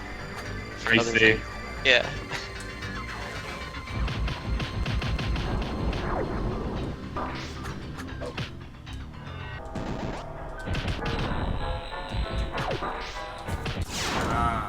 Oh yeah, that's fair enough, Zero. So I am kind of curious because I've been playing like DT1. The more I play DT1, the more I actually like the cripple mechanic. It's actually a lot of fun and very rewarding. But I'm at the point where I have like 3 spells, and except for Earth, which has 4, and it's starting to get really, really cumbersome to switch between things because like spells like Flood, for example, just seems like a horizontal damage thing. It doesn't seem to have any other utility besides do water damage that way. And that's the kind of one. Like, for example, I love Blast Off. It's so fun to use. But like things like Flood, I don't know why Flood's there. For example, that's a very kind of boring ability in my opinion that like probably shouldn't be around. You'll probably keep Blast Off on a lot. Water. A good default for water is either Water Barrier or just the first level spell that you get. Yeah. Wind. So Hurricane. No, you don't have a certain spell yet. It's the Tornado move. That one's decent. Not the first level spell, but something else. And then you'll get another ability later on that I usually keep on default. I see. And if you're not using Earth Shift for a lot of things, you're basically playing the game wrong. I use Earthshift for basically every secret I see in some capacity. Like, it's my ultimate item retriever. There's, after you get past a certain part, I'm going to show you if you don't do, regardless if you've done a thing or not, when you get past a certain level, I'm going to show you what Raukau did with Earthshift at one point, and it became the legit strat that everyone used after that. It was amazing. I think Zero knows. It's Zero conveyor belts. Zero probably now knows what I'm talking about. Oh, that's exciting. It was amazing. It was so good. Also, kinda, Raukau is just, Raukau seems to be like the absolute best at being the worst. And, that's a good way to put it. You'll often like figure out these completely unintuitive methods of doing something and think that's what's meant to be done. And it somehow works anyway, you know, because he's Raukau. Right. He's good at pointing out that he's like, I don't think that he is good, especially like within the last like couple of years. He's been really good about pointing out, like, I doubt that was what you're supposed to do, but that's how I did it. Yeah. I found Raukau is actually a fairly competent player when he wants to be, though. Yeah, he's actually pretty good at video games, and he's willing to practice stuff as well, which is something that a lot of people aren't. He's really patient. Yeah. Yeah. And of course, like Mario games, he's really good at Mario games. Oh yeah. He is way better than I would ever be at a Mario game. Yeah, I watched him do those levels that some people did for the. I watched a lot of the levels for the second competition, the Megalex 2. Yeah. And I'm just like, man, some of the shit that he's going through, I'm like, no, I don't want to do that. The poison is doing its thing again. Yeah, he does it all without save states too. Yeah, he did. He did no save states except for like maybe once or twice when he was like, "This is stupid." That was pretty good. That was a really good. Yeah, if Raukau beats Wex, then I don't know. I'll subscribe to his Patreon. There we go. Start like a whole like thing on his on the talk house. Be like, if Raukau beats Wexy, then like everyone here has to Patreon him for at least a month. At least a month. Oh shit. Let's track of who else. Honestly, because if he wants to go to Wex, he has to beat Executive first. Even that, so it's going to be a long trek. I can see him being Executive though. Yeah, I think he can be. Wex is like. Oh, sorry. Go ahead. I was saying pretty much the same thing as you were. Okay. Yeah. Like Wex is on a whole different level there, but yeah. I'm not gonna say what DT1's in game is because there are people here, Wafu, who have not played the end of it. Yeah. The only thing I know was Mr. Shroudlord, who is rather infamous. He's super infamous, yeah. You'll see why if you had played DT1 first, why the joke was complete when the Shroudlord shows up in Gate 2, or Nightmare, or Gate B.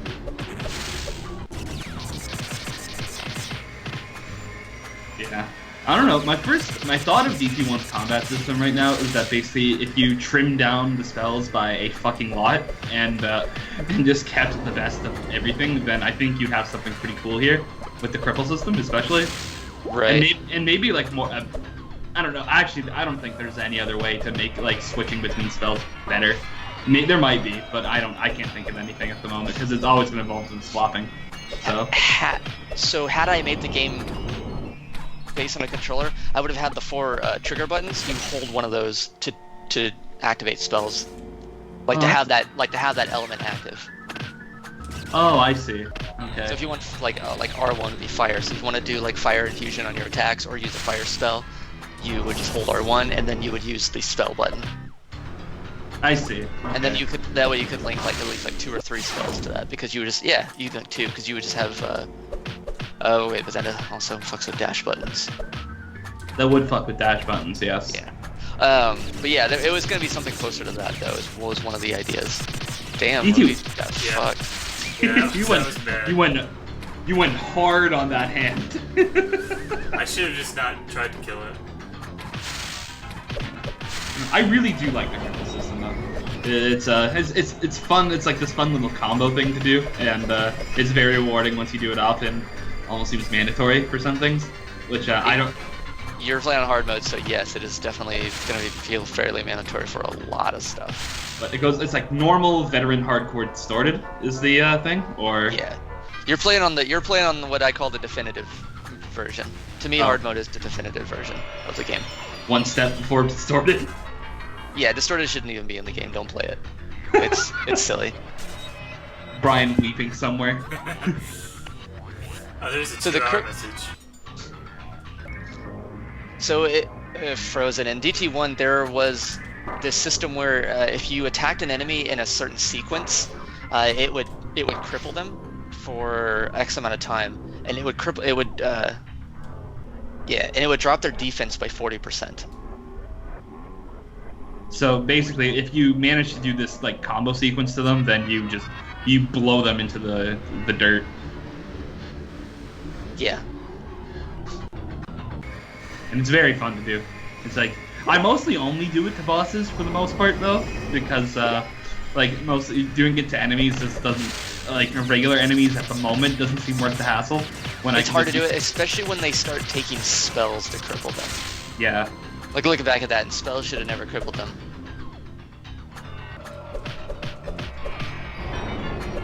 It actually kind of mind gamed me a bit on the QuickTime Machine guy, where it was like any first level spell, and I was like, oh, huh? And then right, what the fuck does that mean? Yeah, and if you look at your spell list, it's like, oh, I get it, I guess maybe. Yeah, it's not a very intuitive one, but yeah, once you figure it out.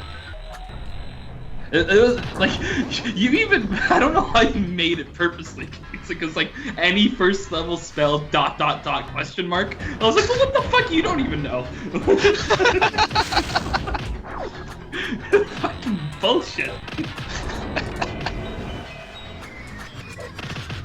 Oh man.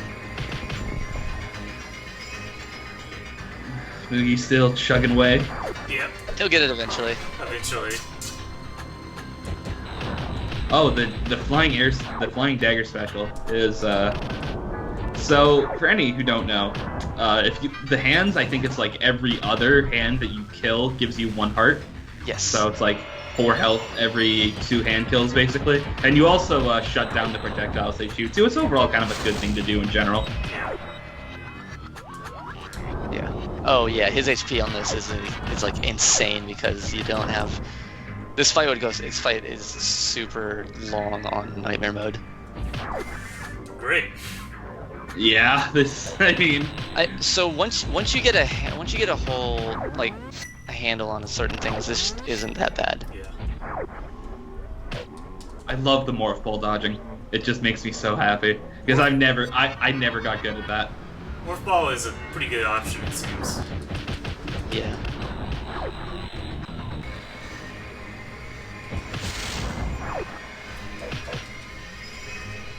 It's a good dodge. It's the only thing in the game that actually widens your hitbox, but your hitbox is like super small vertically though.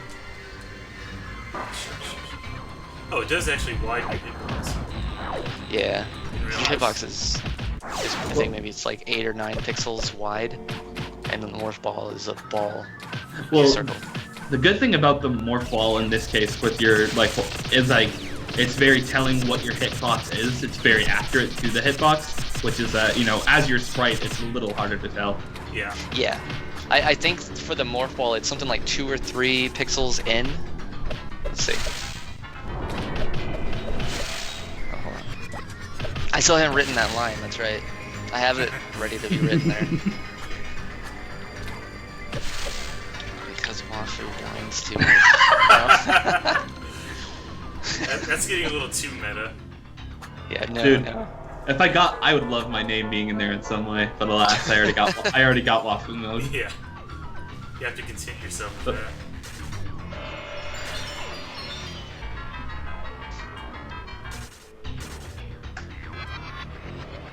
So I have tried fighting just normal War Master,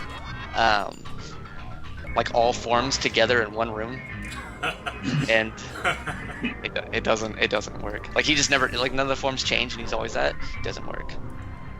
So are they like all scripted as different enemies then, or what? Yeah, it's just 4 instances of the War Master. And they're all just one form, but they never switch, and it's just impossible to fight him. Like, even, like, normal War Master, it is insanity. It is never going to be a thing that's going to be, like, out there. Yeah, And if it is, it's super hidden. That seems like more something like this silly than, like, a legitimate challenge at that point. Yeah, no, it's really silly. I was curious to see how it worked, and then, yeah. Oh, you saw how it worked? Saw how it worked. It's insanity. Because for added, like, torture, I scripted it in such a way that they would all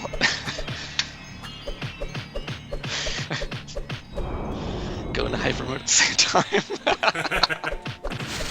I see.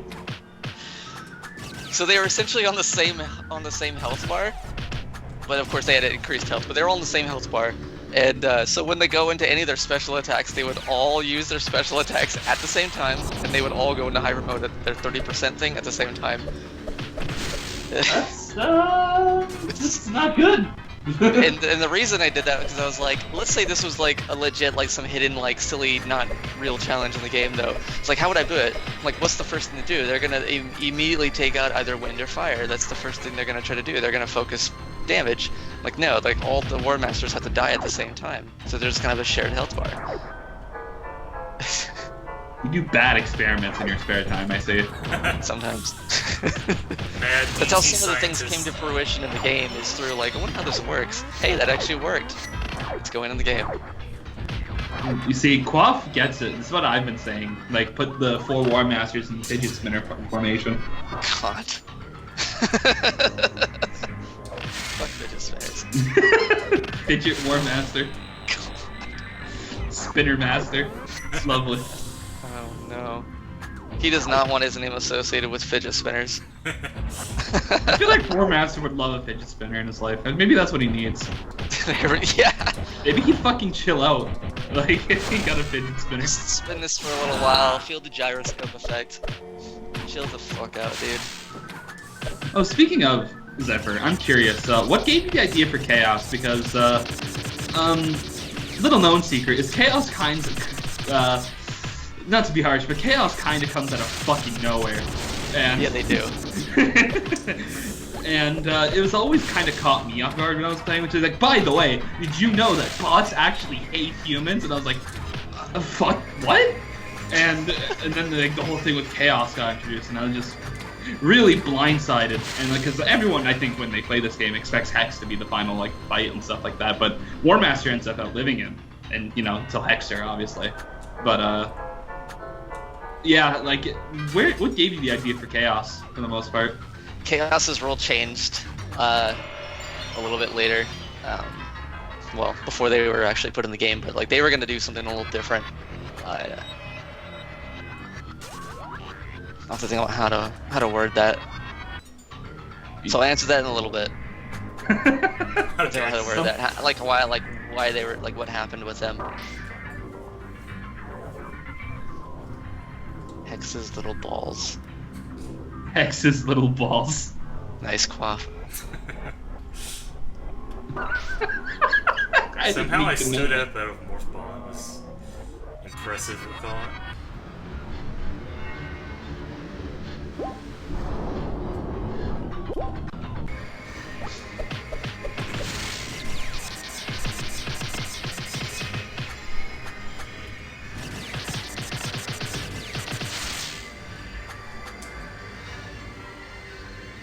Man, Warship Hex. So the thing with this fight is that, like, I believe all of the individual attacks are on their own timer, and then they start overlapping, which is when bad things happen to you.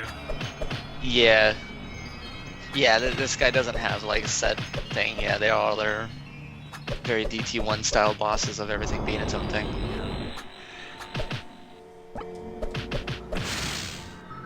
I mean, Zero, you can... There are none at this point, but you can always do the Dracula room and spawn doors. I can tell you how to spawn doors. I mean, I can always just like make you a room real quick, Zero. I have the power to do that. Zero's playground? Yeah.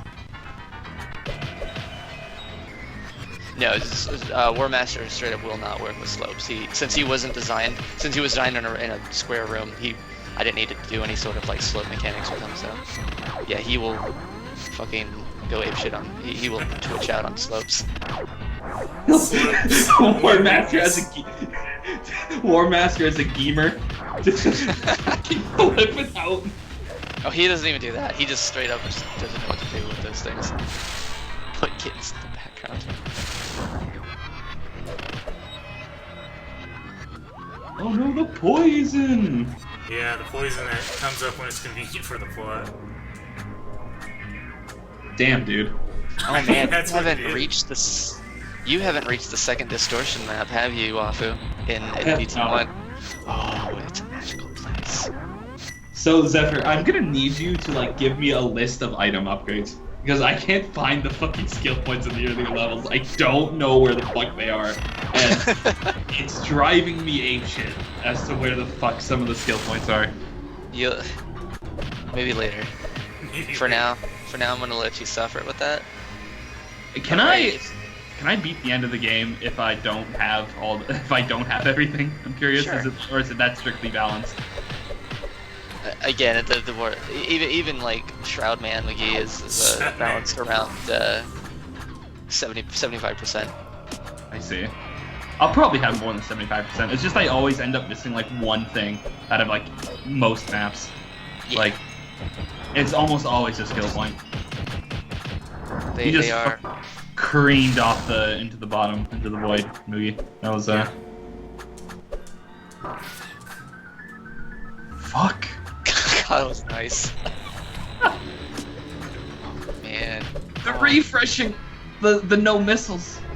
That was amazing.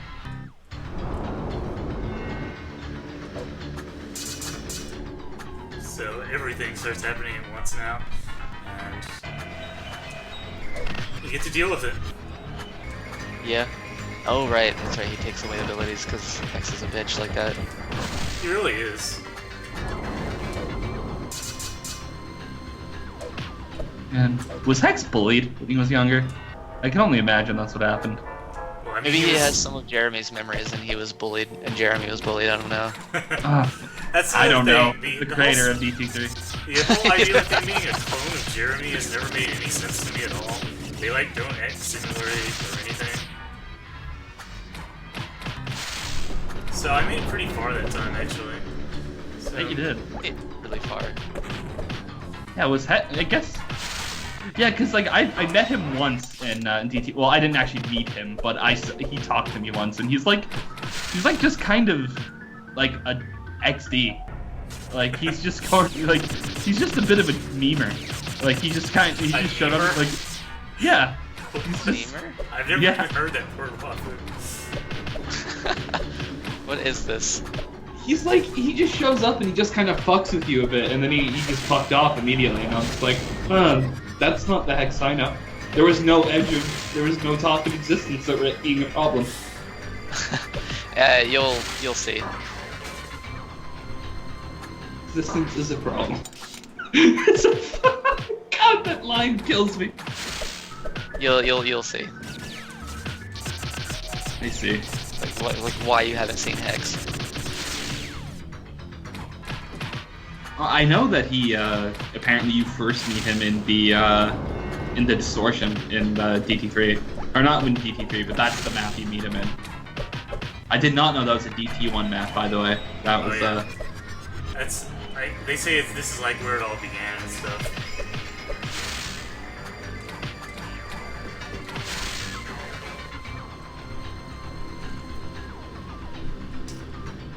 So yeah, the avoidance section is getting kind of repetitive now. Oh, you're at that point, huh? Yeah. Welcome to my hell. Yeah. That gets to become a thing. You get to do it every time. Yeah. Every time. Yeah, every time. And you ran to the lightning wall. Yes, I did. Run into laser strat, says Quaff. Everything is a strategy. You just don't realize it yet. Like what? Seeding RNG for later. Yeah, the RNG that doesn't exist. You're seeding War Master RNG in Hex's room. Does War Master even have like any actual RNG? Is it all? I think it's all just like reactive, isn't it? Yeah, he's no RNG at all. There's not a lot of RNG in the game as far as boss is concerned.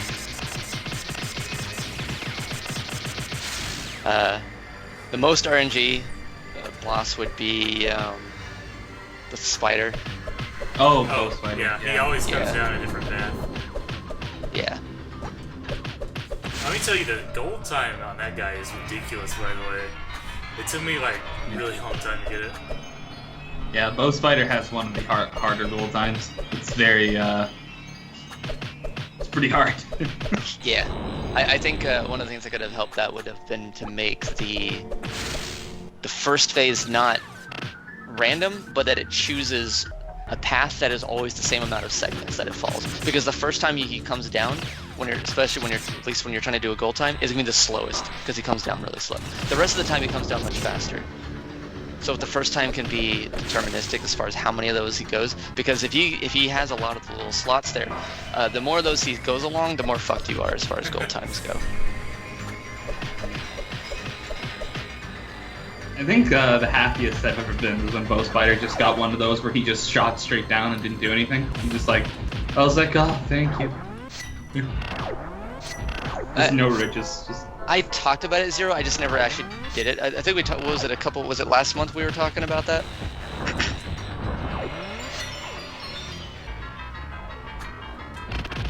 Yeah, like I just added like 5 or 6 seconds to Zero's time.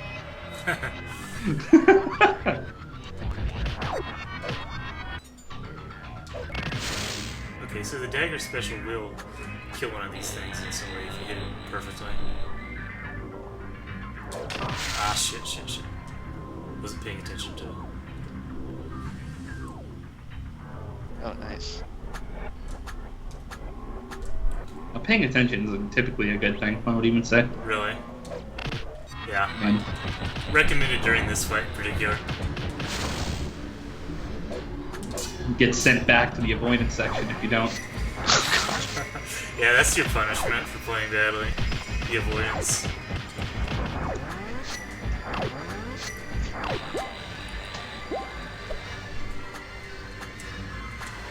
But after this, you have magical moments happening after this, though.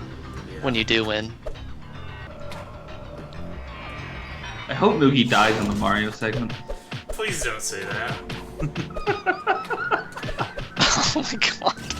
I would cry on stream. I would cry too.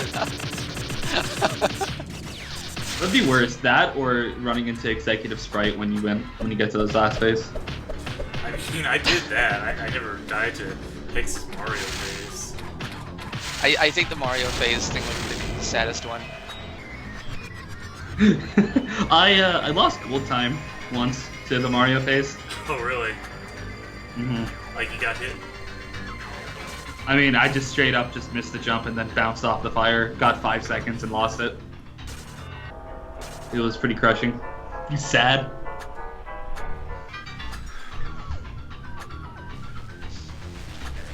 There's a visual added. I meant to put a certain thing in the game because it's a joke from another game I made that would never made it in. I meant to put it into that boss, or at least some part in the new update, and so he got something.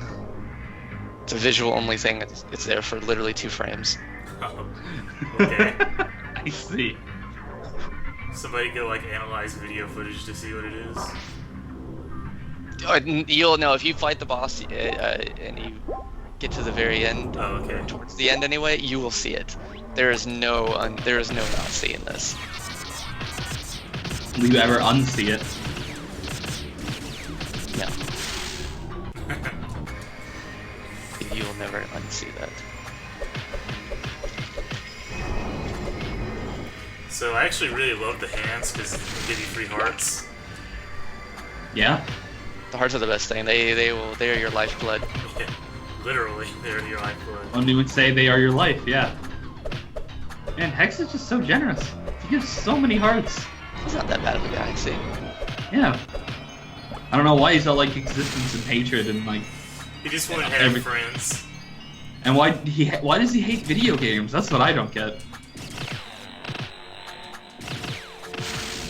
He just hates video games. Video games are dumb. Hex, not text.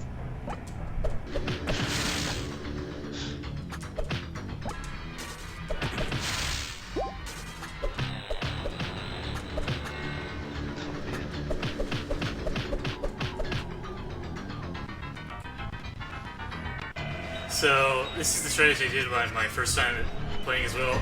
Like when you see the message for Jerry's poison starting to kick in, there's still a brief amount of time you can control him, so I would just jump up and put him in front of Hex like that. Yeah. There you go. That's what Achilles Man does too. Yeah. It seems to be pretty much the optimal strategy. So, curiously, Mr. Zephyr, since you probably have the spreadsheet open and all that, what's Worship Hex's health? Oh, I don't have the spreadsheet open, but it takes like 2 seconds to open that thing. I can easily bring that up. We mentioned this one time, but I understand why we would have forgotten. It is so that's right. It was when you guys were fighting. It's when Mugi was fighting Sephiroth. No, Sarah. So we were fighting Sarah, and I was like, oh, she has 8,500 health, and you're like, oh my god, she has that's not a lot, but. And then I said Hex has 14,000, and you went and you cried. It's not only so is it 14k including the orbs you have to kill? No, the orbs are separate from that. So it's effectively even more than that because you have to kill like several orbs over the course of it. Right. So, yeah, he has more than that, which means he effectively has more than like even Wex and all that stuff. Like by far, actually. Actually, you don't have to. You don't kill his whole health bar though, because of your Mario jump at the end. Yeah, there's I think it's 10% that you don't have to kill off. Right. Something like that. Kind of evens out. So this guy, even still, has less health than War Master. Moogie, you are in for a fucking treat. I'm in for a world of hurt. World of hurt, man. Oh man, that sucks. Oh my god, that was everything. If you switch, try to get the character above the platform. Oh, okay.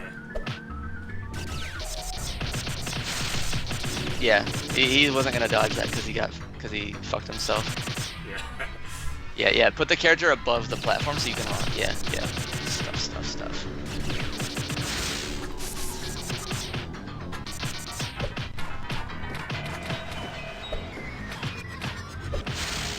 And Hex is immune to everything except normal in that phase, right? Yeah, and it's only for a short time though. On Nightmare, that'll definitely take a little longer though. Jeremy gives him the dick after. He just resets his resistances again. Yeah. So I have to say this is going, I guess, better than I thought it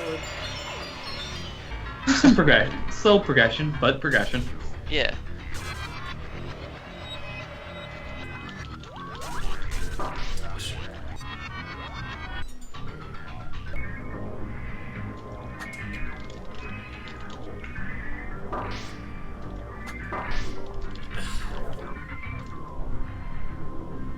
So bad at the avoidance.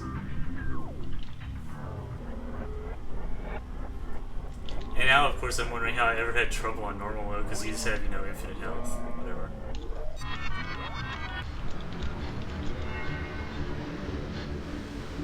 Like, this basically feels like the same difficulty it was on my normal mode playthrough.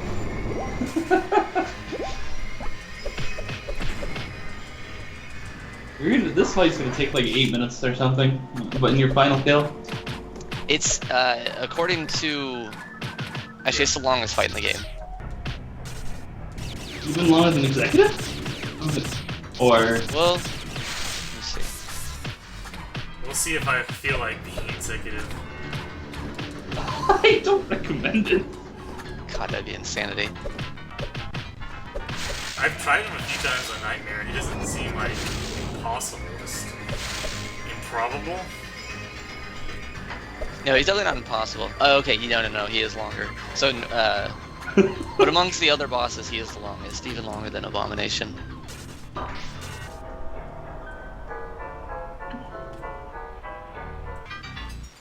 Yeah. It's a lengthy one.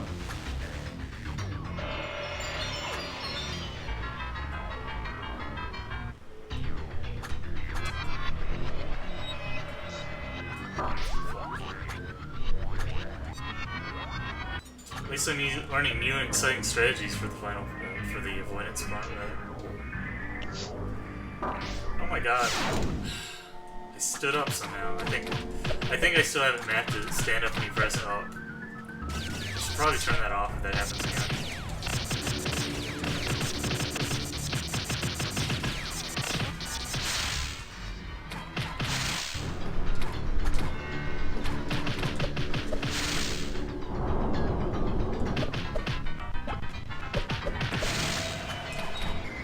Oh boy.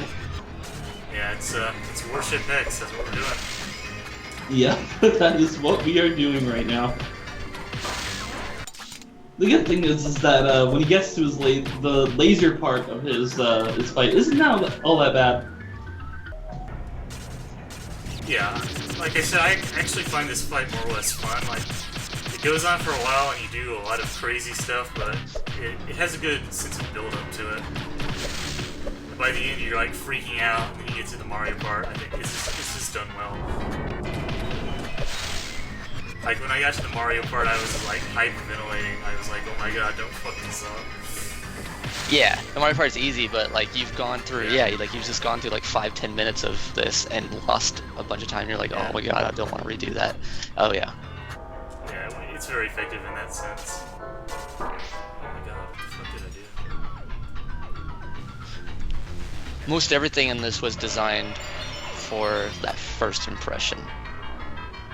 Makes sense.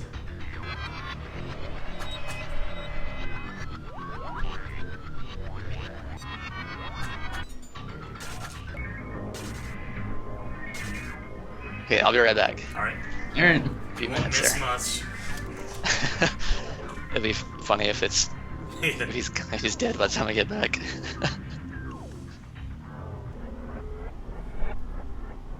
Are you guys talking about death count, like, for Hex, or death count for the rest of the game? Because, like, I mean, I don't think it's gonna take maybe 500 deaths to beat Hex. So, I mean, I would hope not.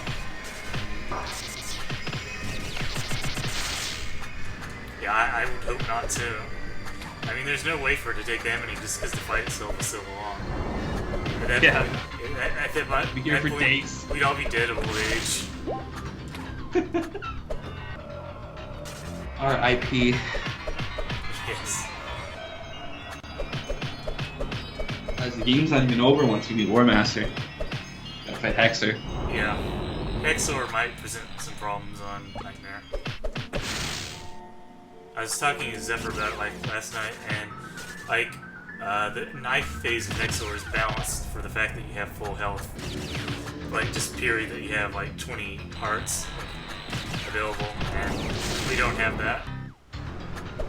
You have a lack of that. You have a lack of hearts. We have much less than 20 hearts.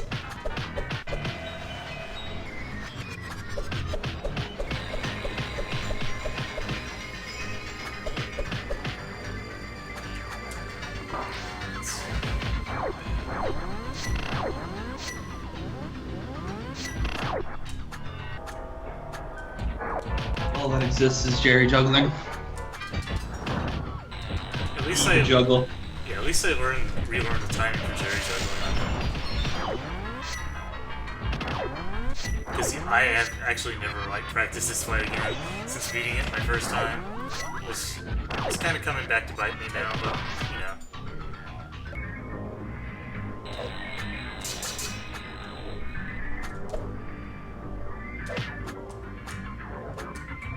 Shit, that's not what I wanted to do. So now we're fucked. Let's just die.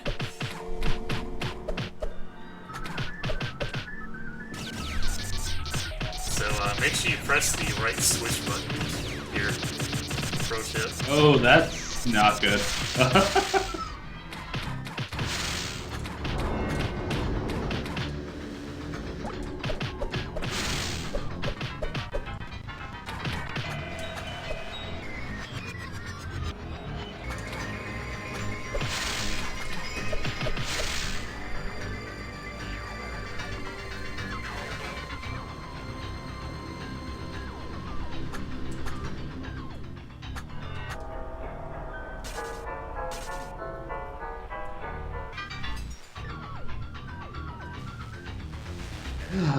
Man, this is such a long fight.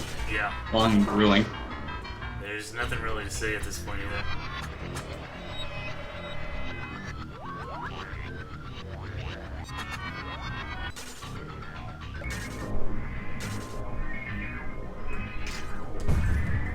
There'll be plenty to say when we get to the Mario phase. Like, movie, don't die, movie. Just sit back and drink in the hex. Yeah. Just enjoy the premium hex fight. Premium hex experience. Yeah, let's call it that.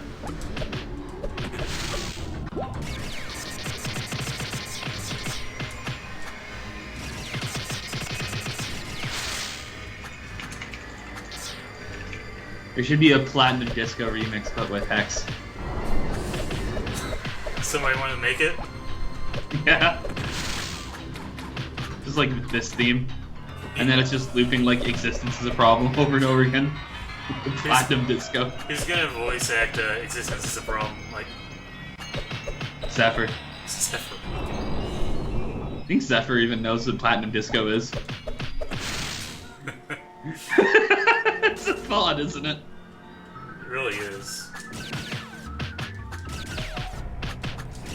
So I'm doing like insane hudges. Sacred says that he'll voice all of Hex's lines for free. Well, So there we of course go. it'd be for free. I mean, Hex is art. Yeah. You don't put a price on art. So that means, I don't know if you've heard Sacred, but he has some thick southern drawl to him, so that'll make it extra hilarious. Oh, does he? Like, Yeah. worse than mine? Way worse. Well, I think we need to hear that then. You need to hear him try and pronounce Japanese. It's amazing. Get Sacred to voice the line. I think that's something we need to hear. Sorry, Sacred, I'm bullying you publicly.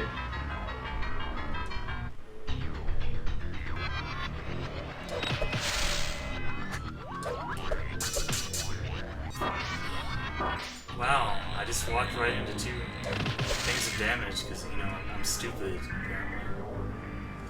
I mean, I agree, but I haven't seen it happen yet. Wow, thanks for the vote of confidence, Wafa.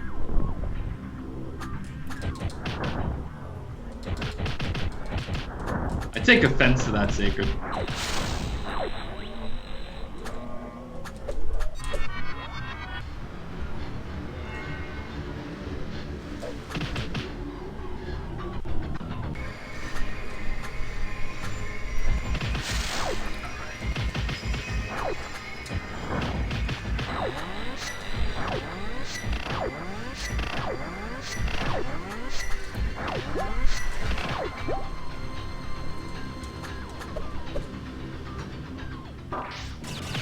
Well, that went fast.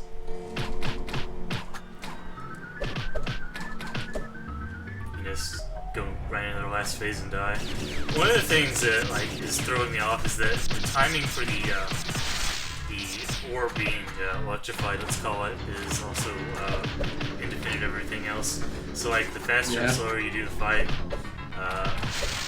you're gonna be in different positions.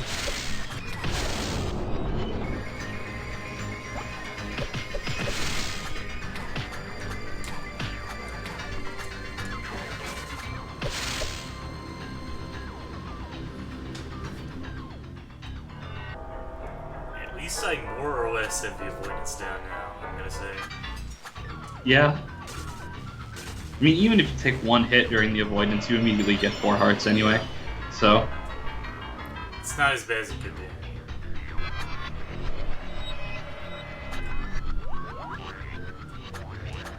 Ah, fuck. I didn't jump just way too early. I don't know why I did so early.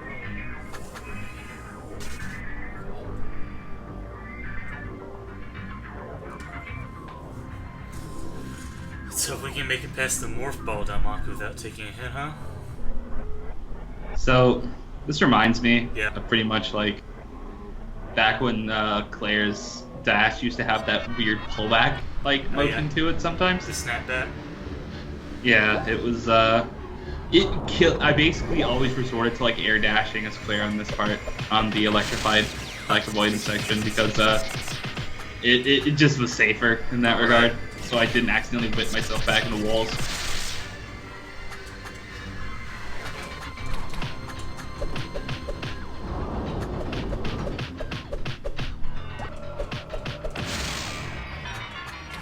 That was unfortunate. It was. Jumped right on the electrified shield.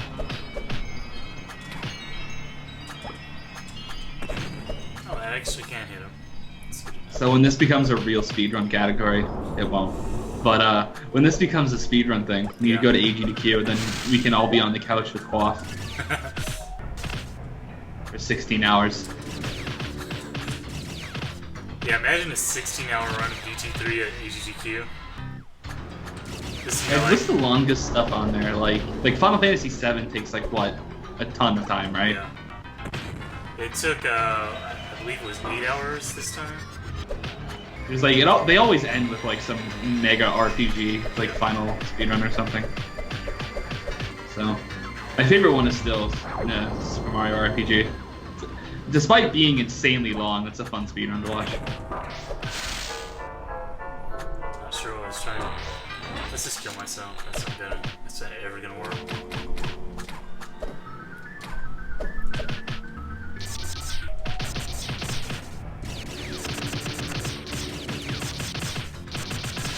So the thing about the second phase, let's call it, is that it's pretty easy. I'm just bad.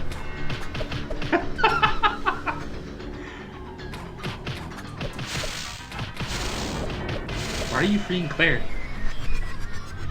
I'm not confident in my ability to kill the orbs before it does damage. Fair enough.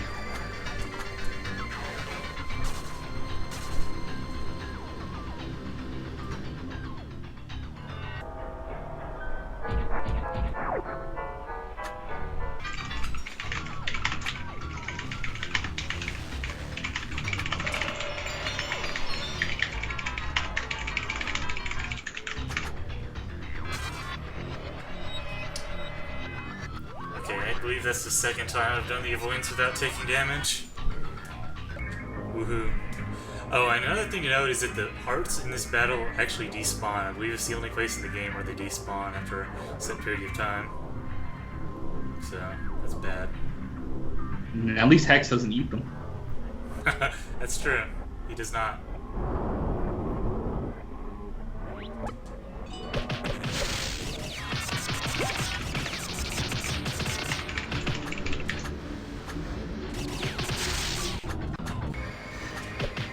Yeah, see, they just despawned over on the right, so you can't really keep them around.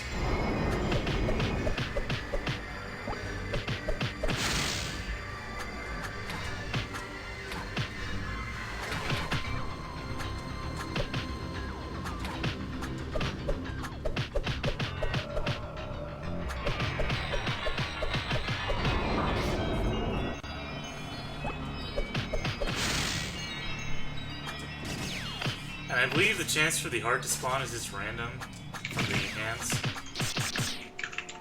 It's a high chance, but it's still random. It is not random. Is it's it? every other. I mean, I just killed 2 of them in a row and to get a heart. I think it should be. I thought. Yeah, Wait, I thought it was every other. Is it? Can it not be the same hand row?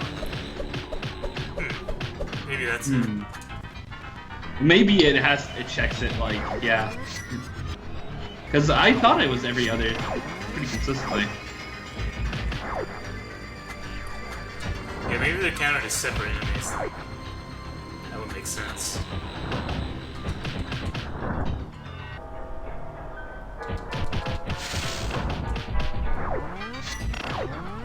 I'm gonna keep track next attempt. Okay. If you don't kill it here, and then I'll see. Yeah, I'll definitely kill it here. For sure. I believe. Definitely the hardest part of the fight is the platform. Is like the platform section. Yeah. It's because you know you have the suddenly the floor is lava and everything is terrible. So Yeah.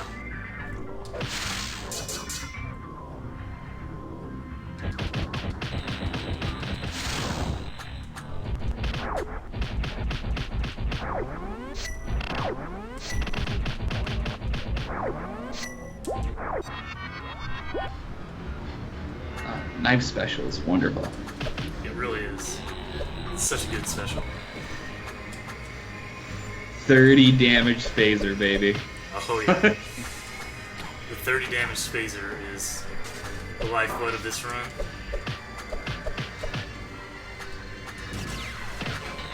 Yeah, this part is just being very patient for the most part. Like, don't get greedy with hitting Hex and take every obstacle one at a time.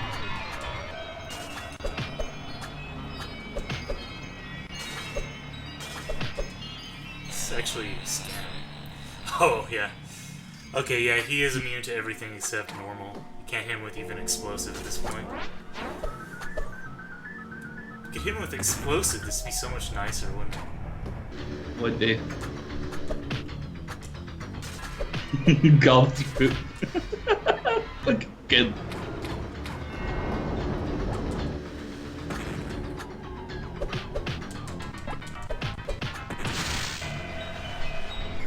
Oh, right. And the last one, Mega Man special, so we're gonna have to actually jerry juggle this shield before it goes ballistic.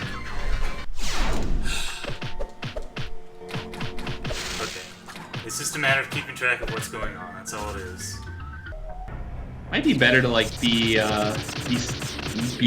Claire for that when he gives the electric shields so you can break it easier. Yeah, Because he takes away he only takes away Mega Man.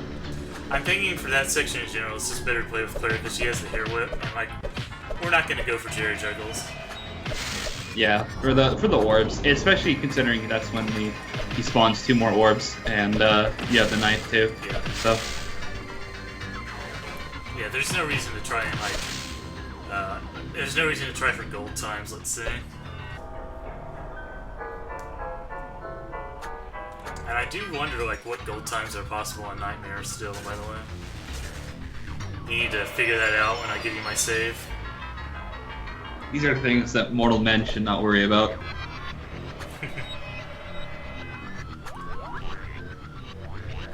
Power glove only, final destination.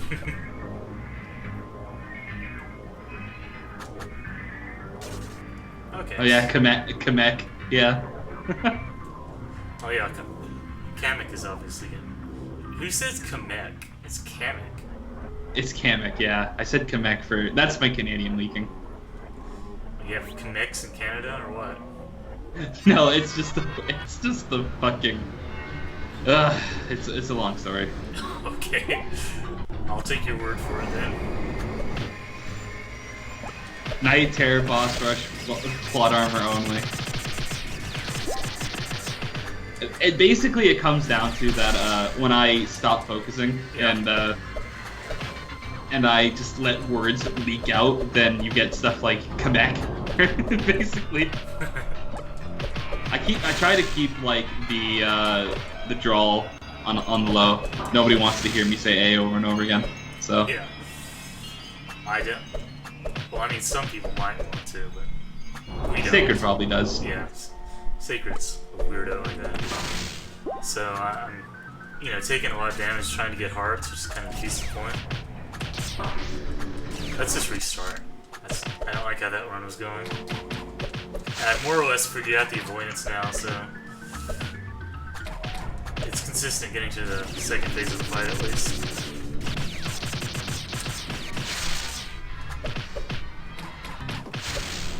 Zephyr's been gone a while. That he is. He's just Rip like, Zephyr. he's like, fuck watching this. This sucks. Tired of watching this nerd die to 4 ship. Thanks.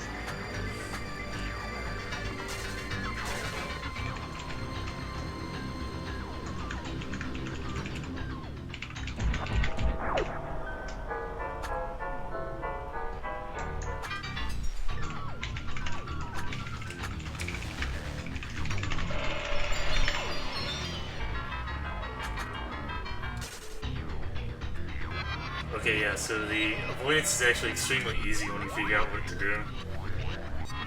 So now it's just like I get to sit around at the start of the fight for ages every time. Welcome. Yeah, this is the Hex Zone. Yeah. Maybe it's like in-universe explanation. Hex is trolling us for making us have to repeat this every time. That's what it is, right? Yeah. Nerd dies to nerd for hours. Only on twitch.tv/movie00. I'm not a nerd. I'm at least not as bad as Hex. No, that's true. Nobody's as bad as Hex. The nerd levels for Hex are off the charts. Teru is as bad as Hex, I'm gonna say. Oh, maybe. It's like Flowey and Sephiroth mixed together. You really have it out for Flowey, don't you? He's such a fucking shithead.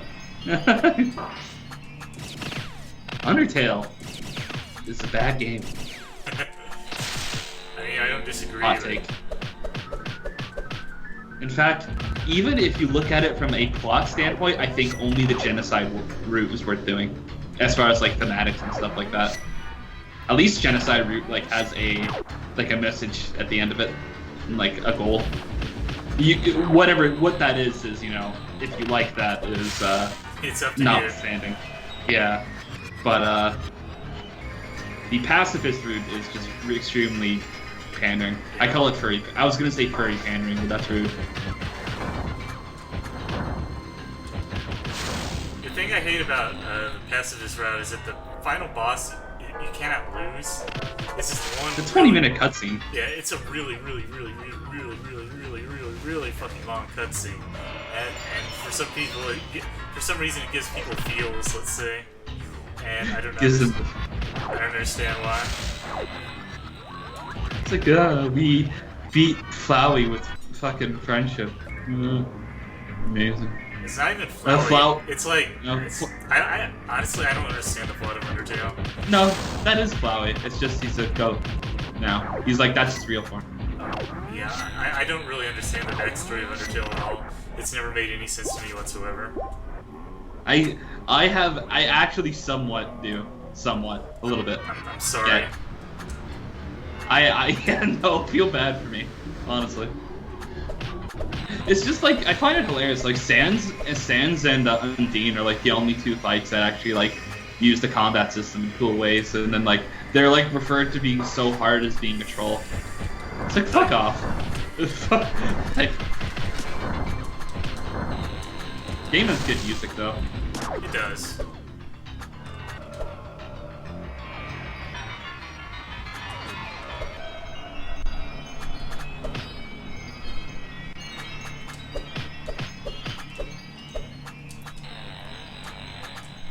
Stay over here.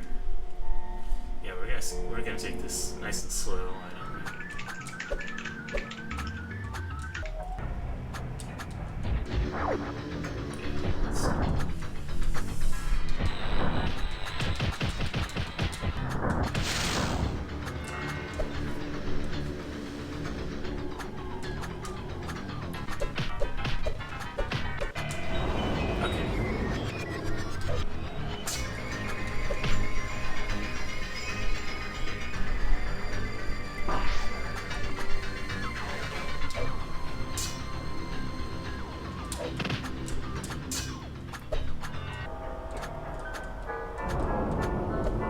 I like how the thing like flies to Claire, but it still takes away the Mega Man abilities. Get it. We're getting better at that part. For loose values are better, but still. Yeah, that part is that's pretty hard. Yeah, that's the hard part of the fight, really. After, you know, let's say 10 hours getting there.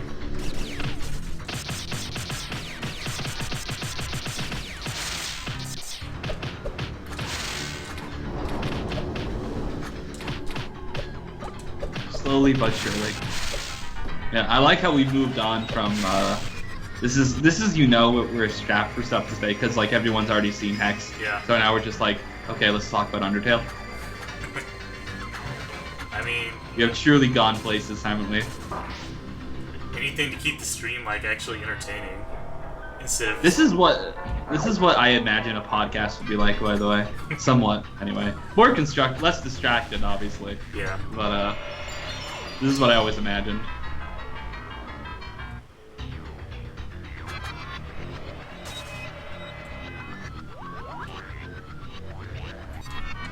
Also, there would be no Undertale on the podcast either. Would there be Hex? There might be Hex.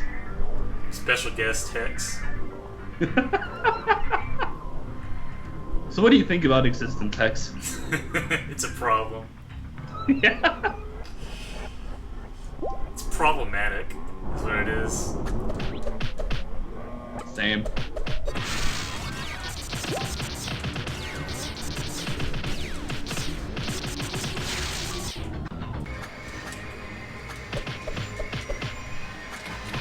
So yeah, I'm getting pretty good at the first couple of phases now. You see, Slacks, like, I understand, like, I actually do get why Undertale is popular. I just find it very juvenile in most cases, for the most part. That's why I say, like, the genocide route is the only one worth doing, as far from a writing perspective, because the pacifist route is just pandering.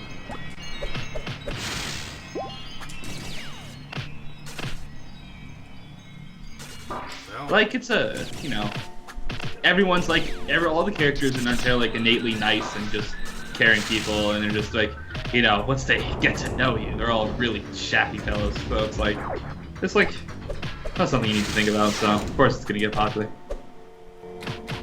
That's a cool battle system idea that is woefully underutilized. emphasis on idea. Yeah. Because, let's be honest, Undertale is piss easy. Like, It is. To the point of being a major detriment, in my opinion. Yeah, for sure. I I mean, again, the only two fights in the whole game are things that the fans consider like jokes. Yeah. Like, they're so hard it's like impossible. Like, but like, to me, in like Sans and Undine are like the two things that are like in the combat system that are like fun. good fun to do. Yeah, I really like the Sans fight myself. It's like the only thing I'd actually recommend doing from the game. Somebody ported it to HTML5, so you can just play that and skip the game. The whole thing about the Undine fight is like, even like thematically, it doesn't really make sense though. Like, cause the reason why I kind of like Yoko stuff, right, is that like, when he does his anti-game message, you don't feel good about it, right? But like in Undertale, you are like, you get this sick fight with like awesome music and shit like that, and it's like for like attacking a defenseless child. What? I thought the whole genocide route is about like, is about anti-game, like completionism and anti-game, like Yoko stuff. Yes. But instead, it's completely backwards in like what you rewarded for doing. Now, I do like the aspect of like how you actually get on genocide route. It's very boring and tedious, just killing everything over and over again. But then, but then you also get the game's two like best bosses by far, which are like super fun and elaborate fights. So it's like kind of mixed messages here. Yeah, it's just like I don't know what I'm supposed to think really, and like I know like the game is just like supposed to be some game about friendship, obviously. But like it has this entire route in it, the genocide route, which is completely devoted to anti-game stuff. Like, and that's the stuff I was interested in. And even the bare bones as it is in Undertale, like there's something in there that's like at least somewhat interesting. But like it just doesn't go anywhere with it because it's completely backwards in presentation. Yeah, just play Nier instead. That's my thoughts on Undertale. It doesn't really have enough of its own identity to be worth anything. Like, everything good in the game has been done better elsewhere, so whatever. Pretty much. In fairness to it, it's at least somewhat. I actually found it kind of charming, and like I actually got a chuckle out of me a couple times for its really lame, like nerdy writing. I thought it was at least somewhat got a chuckle out of me, but it's more than I can say. Like you said, I completely understand why it's popular. I don't. Being popular and being good are two different things. You see, if you want metagamey stuff, then like you're gonna have to squint a little harder than you would in Undertale because it's way less open about anti-game messages. But like the Dragon Dragoon series is pretty much exactly that from the first game onwards.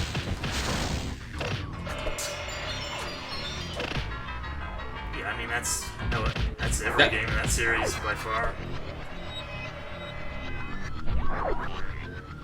Like, as a note, like, it goes so far with the idea that you actively play shitty games to do so. Yeah. So... I mean, like, the original is, like, the ultimate in that regard. It's like, from a gameplay sense, it's, like, one of the worst games ever made, like, no question.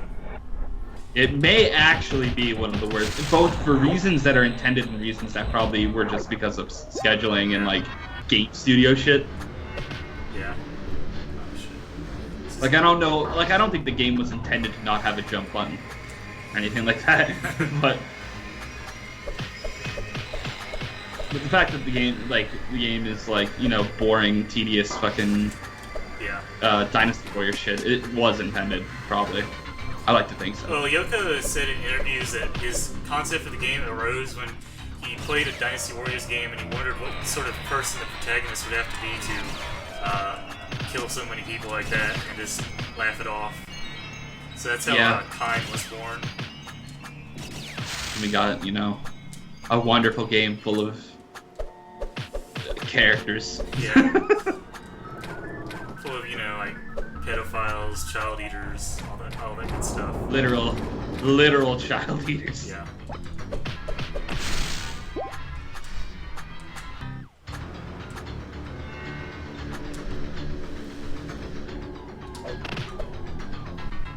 Like, in that regard, as far as, like, gameplay being purposely a shitty experience for the sake of a message, the first Nier might actually be the worst in that regard, because it intends to be fun in many ways. Yeah, the first but Nier, I actually think the first Nier is better as a game than Automata. It's just gonna throw that out. Yeah, I'd agree. It's just... Yeah, that's probably right.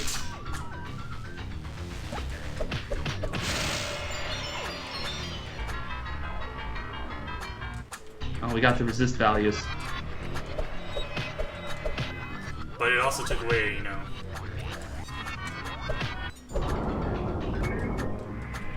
it took away Samus, so we're fucked, basically. I was gonna say that. Yeah, we died badly. So at that point, I actually need to switch back to Jerry, because he can Jerry juggle the shield. Oh, shit. This is getting elaborate. At least during that phase, the floor is not always lava, which is like the saving grace.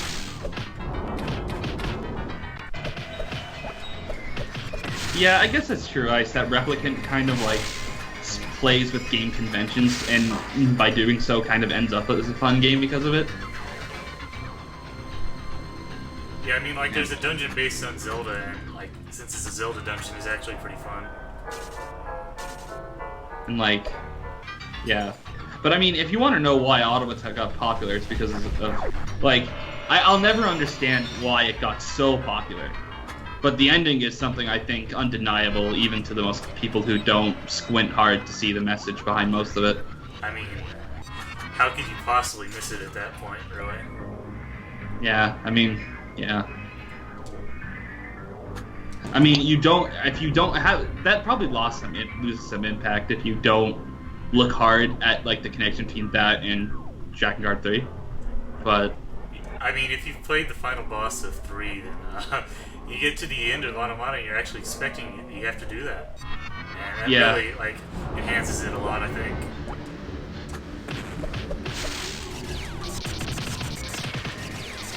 But, slightly hot take, I think the ending sequence of Automata is the best ending sequence, maybe even one of the best things in any modern day video game. Or old video game, in that matter, or video games as a medium in general. I can't disagree. And it's definitely why I can't forget it, basically, even you don't think, even depending on what you think of the rest of the game. So one thing I like for this fight is like more of an indication what any given timer is on, because it's hard to keep track of when the shield is gonna get electrified, I think. Yeah, I'm actually not sure what the timer is on when the shield is actually pops, so to speak.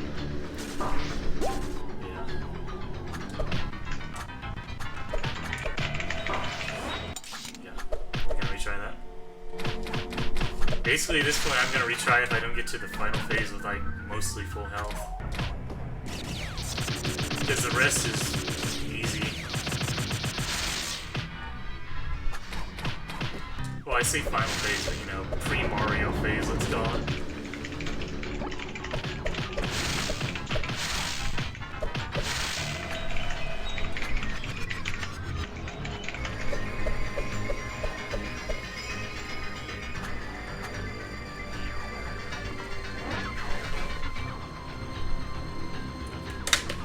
Going for 3 hours. That you have. Take your bets on how long it'll end up taking.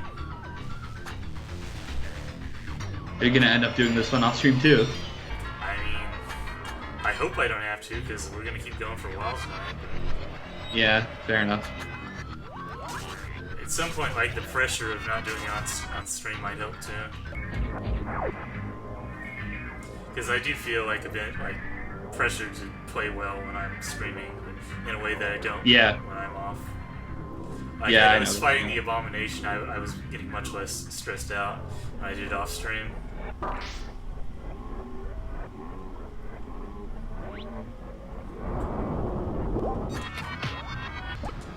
Yeah, speaking of anti-game messages, the best anti-game thing, the Harvester. Yeah, Harvester is insane. I recommend everyone at least watch an LP of it. I would never say play Harvester, but you should link Slowly's playthrough. Is it Slowbeef that did it? Yes. Yeah, I thought it was. Oh, yeah. It was Slowbeef.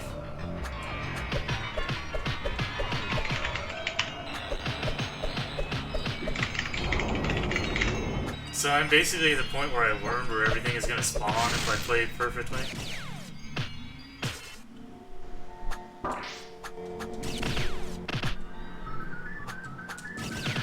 Yeah. Let's see. Yeah, because Red Spray has a whole thing about it, which is I think what Casta Watch do. Red Spray would be slow bait. Yeah. Here it is. Okay, I found it. Alright. So one nice thing is that when you can only control player, the hands do not spawn.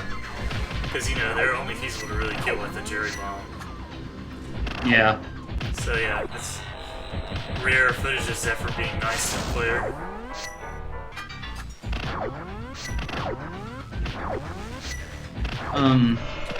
For the record, for anyone planning to watch what I just linked, go in with an open mind, let's say. I can't define Harvester in any conceivable way. It's something I think everybody should see to see the true depths of meta insanity. Like, it's maybe the most... I don't know what to say. It's so, like, bad, like, as a game, but so amazing as, like...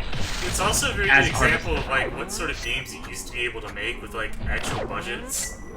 Because it has, it's like entirely motion capture with real actors and stuff, so it wasn't really cheap to make or anything. That was back when, like, let's say, PC games were much different in terms of how they were distributed and published than they are now. Yeah.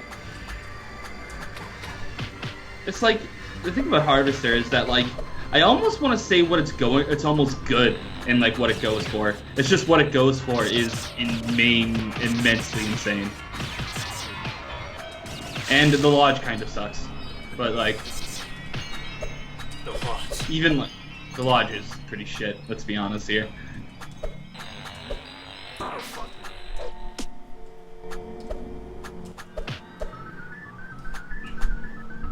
So this part is actually not too bad if you just stay up here with Claire, because he doesn't actually do anything except occasionally lasers. Oh, don't... The fire will be the fire. I'm sorry, Wafu. Oh, shit. You guys on Samus already.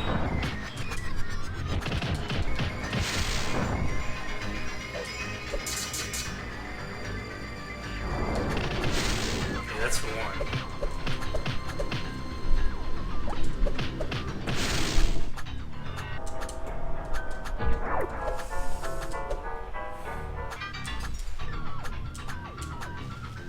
Oh, that knife accuracy.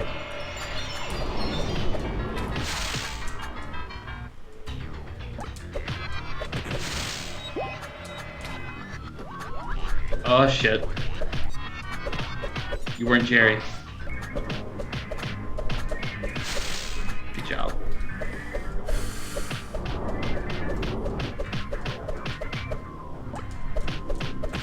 Okay, I have no fucking clue what's going on now, I'm sorry.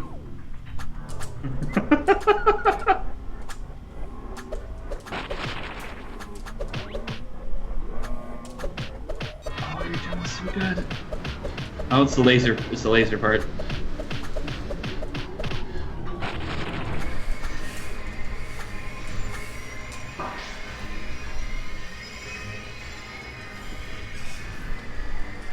Oh, I switched to Claire and died.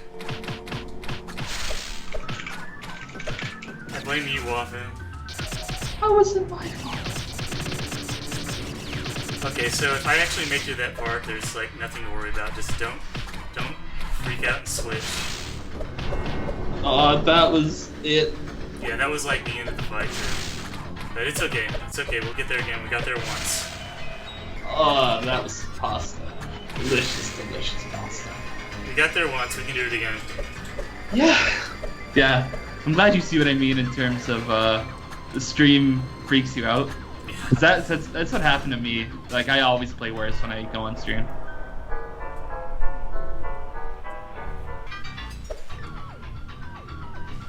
So fortunately, I basically have the entire fight figured out at this point, so it shouldn't be too much longer. I actually think it's going to be around Sarah's time. Well, let's not speak too soon.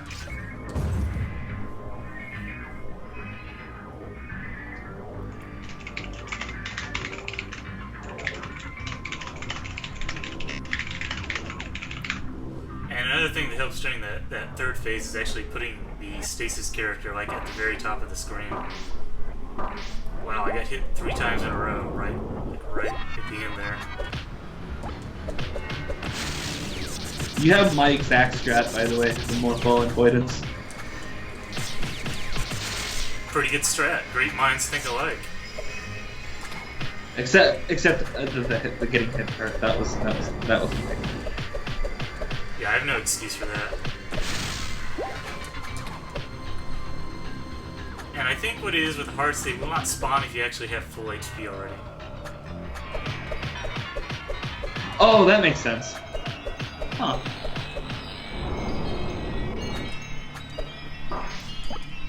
No, if you were like super confident, you could just sit here and kill hands forever until you got full health. And then transition him. That seems kind of silly. Very. But it's possible.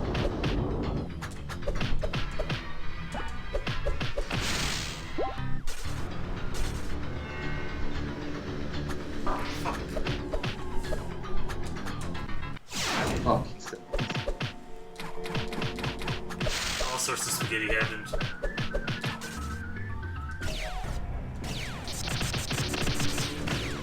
aw.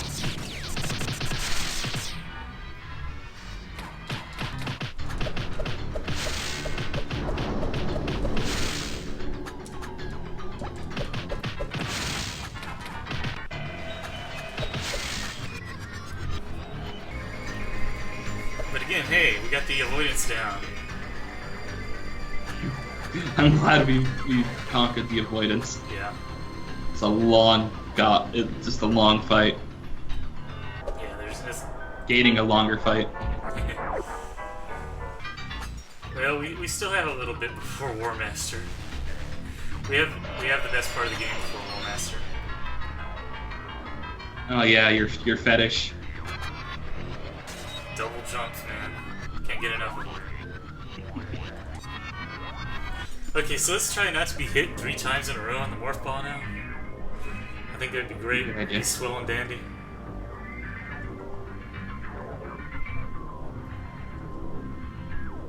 And yeah, don't use the focus here. The focus is actually bad. Bad like Wafu. Bro.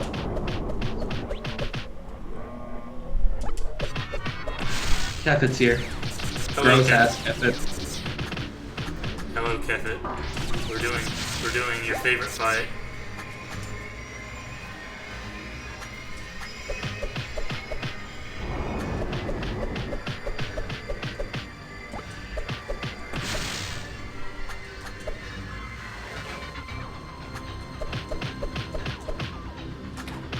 Let's not try something else, Hex. Why don't we do that for a change? He always has to try something else. He's an explorer. Experimenter. Yeah.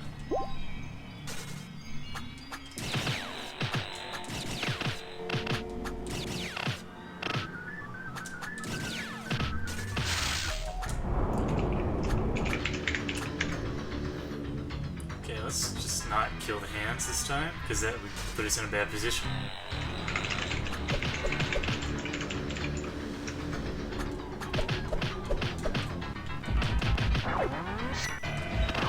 Wafu says bombs are dank. Hi guys. Hey, you're back. Yeah, it took a little longer than I thought. It's You okay. run for like an hour. All you missed was me getting to the very end and then dying because I switched to Claire while the shield was that's- electrified. That's pretty sad. Yeah, it was. Give Very- us all a Kefit, please. Because Kefit's here. Zephyr. Oh yeah, oh I see that. gross Kefit. Gross ass Kefit. Nobody likes him. Oh no. Okay, I like Kefit. He's just gross. Since Zephyr probably doesn't know, I've known Kefit for like 15 years, so we're just ragging on each other. I don't know. we've been like I've known Kevin longer than anybody I've known in real life. So whenever I make fun of him, it's all it's with love. Let's say, if anything can be said to have love when it involves Kevin. I see.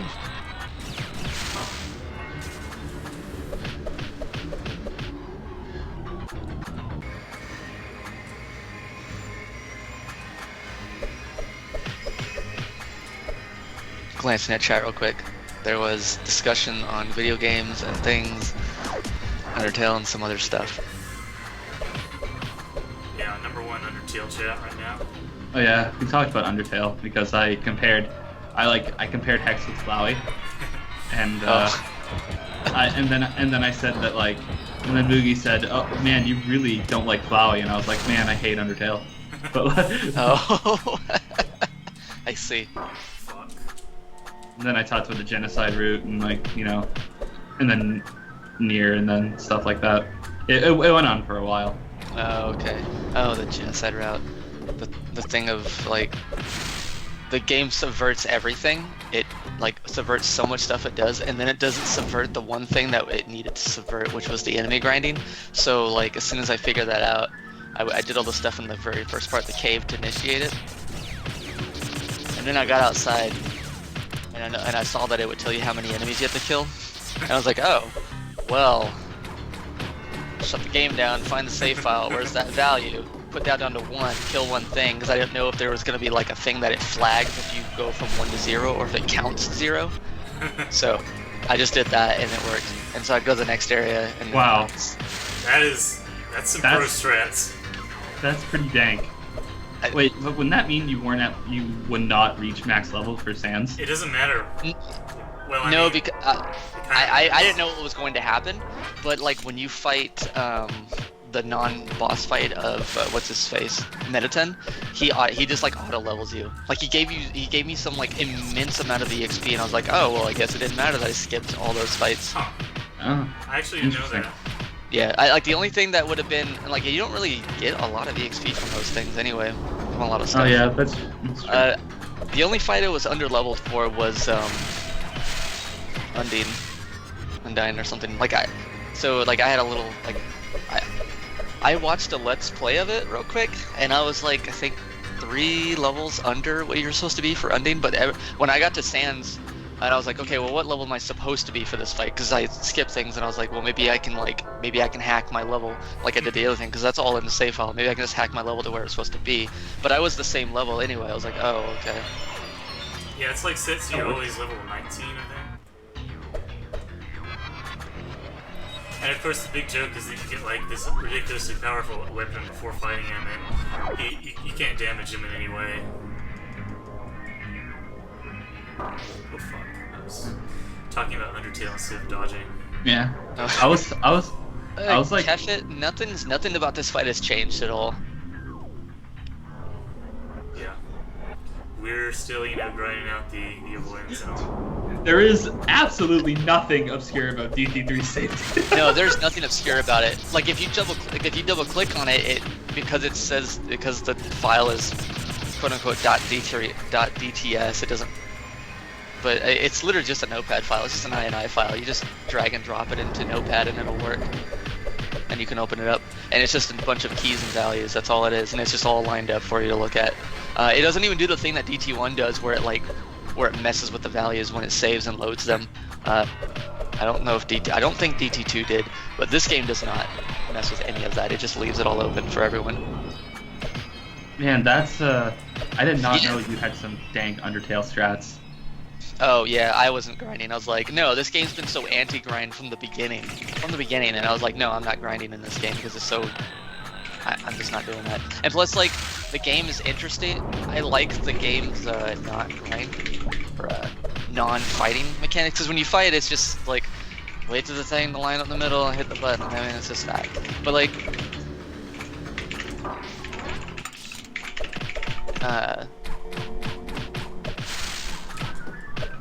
dodging around things and deciding how to get the enemy to leave you alone. That was way more interesting. And so like the standard combat thing of them just grinding on things was just the most boring thing. The only thing I knew was that about the genocide mode when I started was that you had to kill everything. And I was like, oh, okay, cool, just kill every fight I run into. And so I went through the cave and I got to the thing, but I didn't actually trigger, because the only thing I looked at was, I got to the end and I still had to kill Tariel.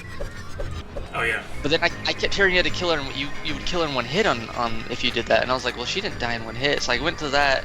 So then I wound up having to restart because I realized, oh, you have to grind everything out. I thought it just meant kill everything you come across. I didn't realize you could actually run out of random encounters. Well, not so random encounters. The game is very deterministic in absolutely everything. Actually, those random encounters are not random. Oh really? I mean, Yeah. I guess like it ends up taking like fucking forever to get a random encounter on genocide mode, so I guess it's related to that. Yeah, like it's a predetermined amount of steps, and I think every map changes that. When you go to the Temi village or whatever those little dog things were, the map right above that where you have that invisible dark maze thing, like that map takes forever to get an encounter in, but like it's the exact same number of steps every time.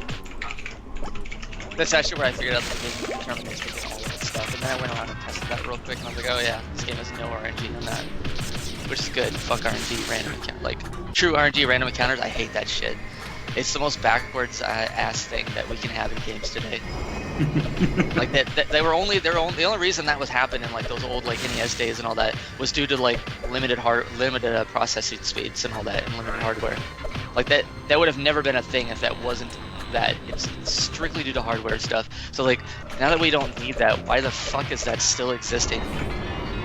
It is asinine to me. Like when I can't play like Etrian Odyssey games with that because of that. I just can't do it. I can't do that. I like Etrian Odyssey games, the certain level of strategy that they want you to have, and like the perfection on certain. Yeah. I like that, but like random encounters just kill my soul. I mean. It depends. Etrian Odyssey does handle it better than other games do. But like if I get into a fight and then I walk 5 steps and I get into an encounter, like I just immediately want to turn the game off. Yeah, I get that feeling. Yes. Yeah. Like I just want it to be more like Chrono Trigger. Yeah, there's a reason most RPGs have just gone the Chrono Trigger method nowadays. Personally, I do actually kind of like random encounters because they force you to actually deal with an unknown amount of encounters per area. And I think that can be interesting in some contexts, but the average person playing RPGs is probably not going to want to min-max them, let's say that much. Yeah. I mean, they're not entirely bad as long as there's some sort of control in them. I like what Wild Arms 2 does. Oh yeah, that's cool. Or I guess any Wild Arms game. Or yeah. 3 did it the best, I think. I think there's a limited number of times you could do it in 3, so you can't spam it as much, and I thought that was fine.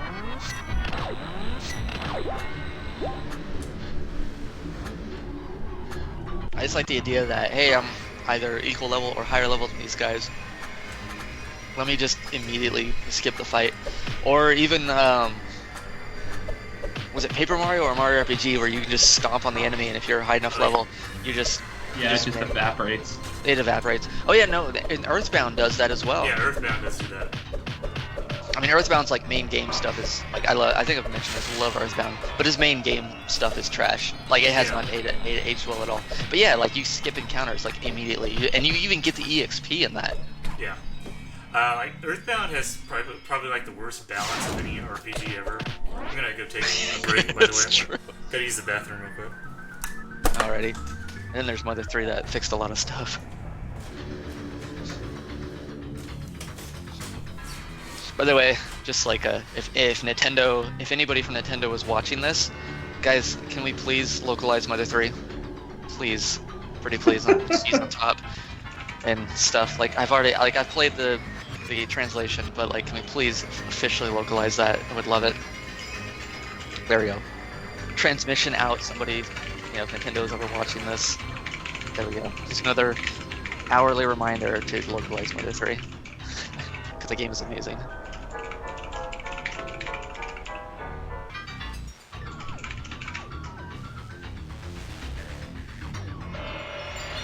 There's a whole conversation you're gonna have to catch up with now. You missed some stuff. I missed a lot of things. Did you have to climb the Alps for a drink or something? Yeah, there was. Yeah. I'm back. It only took me about 45 minutes, but you know, mountain climbs. Yeah, like that's fine, Slikes. Like EO has that little thing that goes from green to yellow to red, and I'm cool with that. That's less of a thing. And EO doesn't do the whole 5-step bullshit that like earlier Final Fantasy games do.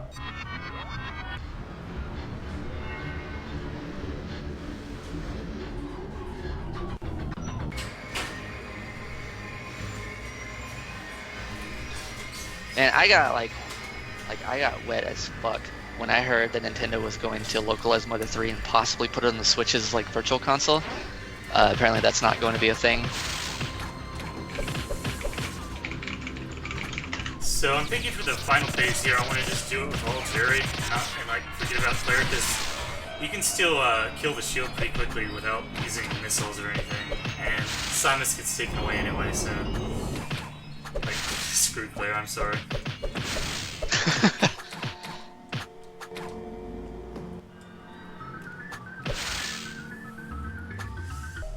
I wish Zephyr were here to see when I got to the very end and switched to Claire and immediately died. Oh, was the anti-switch thingy up? Yeah. Oh, that sucks. That thing does so much damage when you switch. It does 16. Yeah.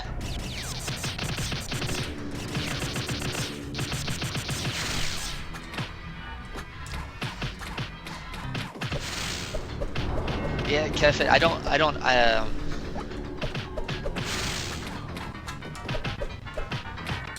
recommend doing Night Terror. Like, if you're gonna do one of the things, either Nightmare or Achilles on their own. Now, nobody has ever beaten Night Terror, right? Yeah, don't say that. You're gonna make Kefit want to do it. Zero's routing it, right? Or Zero's going through it right now, for some reason. I just don't recommend it. The game wasn't like designed around like doing that kind of stuff. Yeah, the thing about Kefit is that he already like plays the game without any intention of damage blocking things anyway. Yeah. So essentially this would do nothing to really change like Kefit's mindset going into the game, because he tends to do that anyway. Right. Like if you're gonna play Achilles, I recommend just playing Achilles without the Nightmare stuff on there. Yeah, but I don't know. Like, I've kind of lost the luster with Achilles. Like, I honestly thought about doing it, and I kind of wanted to do it for a challenge run. But after watching Nightmare and watching Mugi go through this, I'm just more interested in like doing this instead. Like, the more I think about Achilles, the less fun it seems. I mean, Achilles will still change the way you approach the game, because it's you just can't take damage at all. But, yeah. Nightmare is transformative in like a more radical way, I think. You have to like completely relearn how you do a lot of encounters. Like Anger, for example, I ended up killing the blood giant with Jerry, no Claire, and that was not something I would have done on the main game, just because you can do so much damage with Claire's holy water spam that it just melts instantly. But yeah, we don't have that luxury, let's say.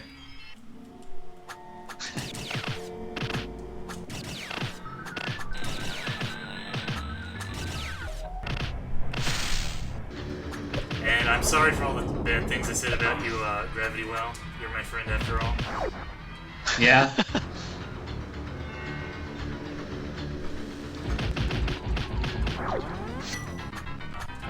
Got a little bit of phase overlap there. The hands actually do not come up on this phase at all. But since they were coming up at the end of the last phase, it happens. I just, I can't fucking do... I'm sad, I can't do anything else on War Master unless I want to try and get like a sub 60. The task strats.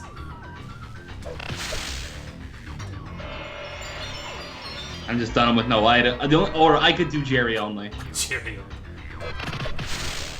How hard would Jerry only actually make it? It would make it a lot longer. Yeah. There's a couple parts, of course, you'd have to use Claire, but other than those, yeah, there's a lot of really weird things to try, or that'll happen if you do a Jerry only. Like, because I've done no hit, I've done no items for fucking some reason. Like, I've done the fast shit. Like, I don't know. There's nothing more. There's nothing more I can do. Oh wait, I was thinking the whole game. Sorry. Oh yeah, if I do it with some challenge stuff, like I thought about doing Dark Omen Nightmare. There's a thought I had. Oh my god! Suddenly, What the fuck? so many folders. So many folders.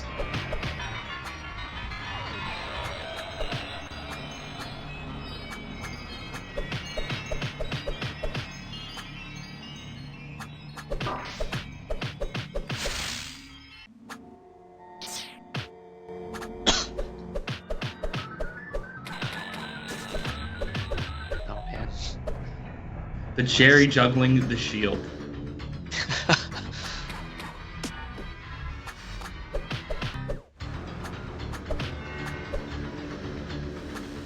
We're getting there. When I came back, I love that. I had my mic muted. I come back and I moved my mouse, and Skype goes, "Your microphone is really quiet," and I'm like, "My microphone is muted."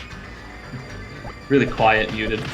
Yeah, that's a Same thing, really. yeah. I'm like, thanks Skype for letting me know about this thing.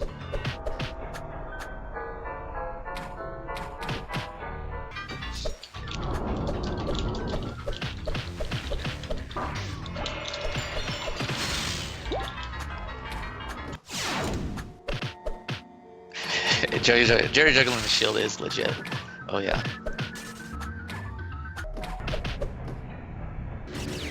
I think Mickey's mic died. Oh no. Wait, really? I think Oh, that was yeah. the warning that popped up. Oh yeah. Hey Moogie, we can't hear you if you're talking. What if we can hear him in the stream?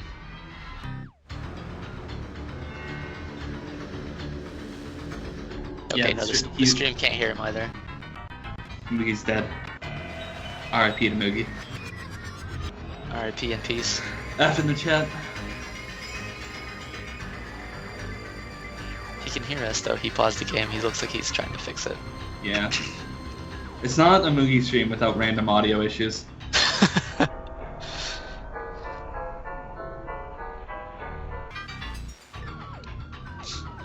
Quas there had basically no problems there. Of course, he had a constant set of people too to tell him.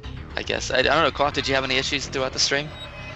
The times that I came in, I didn't see any issues. Oh, so Zephyr. I've been since I started. I routed like all the Mario worlds, or not all the Mario worlds, but figured out where every item is and like how to get it on my first run through, and wrote it down. But the problem is the Zelda gate, right? The Zelda gate, I don't know how to route exactly because you have items hidden in very interesting places. Yeah.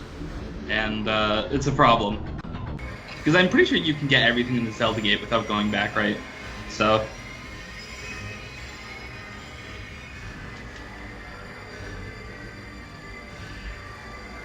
Okay, yeah. On Discord, he did. Yeah, he did say that. Oh, he's back. Just a minute ago. Yes. F in the chat. F.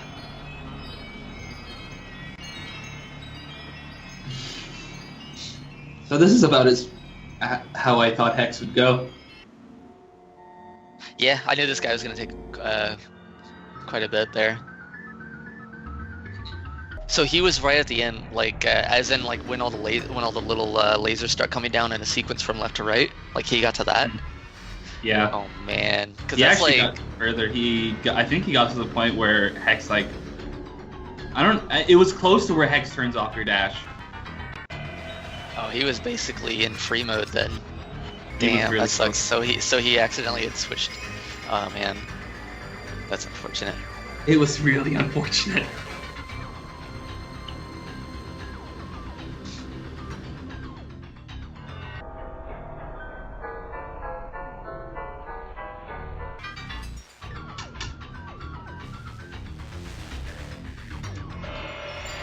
Moogie, I need you back. Okay, yeah, if he got to those lasers, he would have lost his dash because you don't have it at that part. As Schmackledorf says. Spidey, be quiet. I don't appreciate you, Spidey. Moogie. Oh wait, I can. There we go. It just randomly died. Yeah, I requested that he might restart Windows. That usually fixes everything.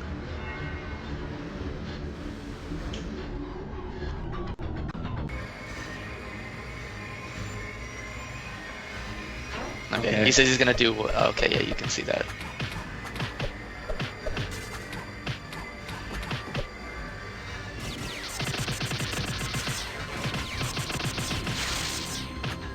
Cube rush. What are we looking at here? Oh, this is I see. Come on, YouTube. Oh. Jamers. How? Let's see this. I wanna see this. That sort of works, yeah. you have to change it eventually, but yeah. Yeah, that does work. Good job, Brilliant. Jamers. Very good.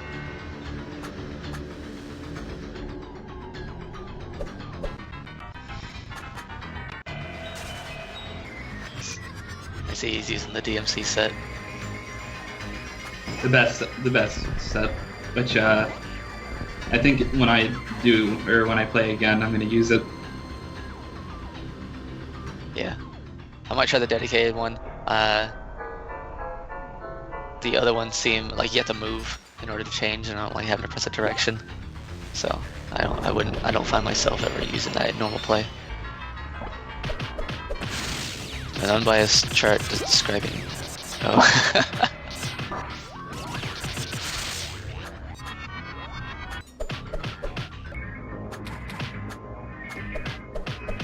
Not even sure. Shadow Hero didn't even take maybe very long.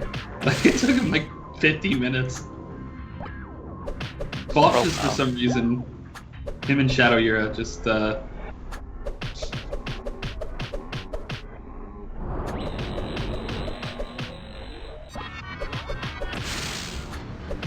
Oh man, that laser dodge there. yeah. That was pretty nice. What if he wins this? Imagine if you won this run. It'd be amazing. It'd be great. It'd be a story. Oh, so Hex. Or Zephyr. I just called you Hex, I'm so sorry. It's fine. Are you nerds. Hex? Well, yeah, we're both nerds, so. So, yeah, Kevin makes a good point. Good dodges don't ever make clear vids. But, so the hearts that come from the hands, is it, cause like, it's supposed to be every other hand that you kill, right? Yes. That will give you a heart? Right. So, will they not show up if you're at full health? No, they still will show up. They do break the rule. I see. Because sometimes, like, Moogie did this earlier, and he killed 2 and didn't get 1, and I was very confused as to how that happened. Maybe there was a reset at one point in the fight. That's... Must be. Because I kind of took that... I always, like, kind of relied on that when my normal playthrough, so... Yeah, I'm pretty sure they still spawn when you're at full health.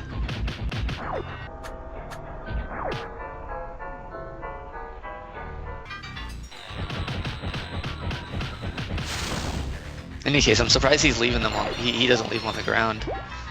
when he's at full health and there's still like 2 hearts. Because they despawn. Wait, did they in this fight? Yes, they despawn. Oh, that's right. I still did. That's right. I was a dick in this fight. That's what it was. Damn.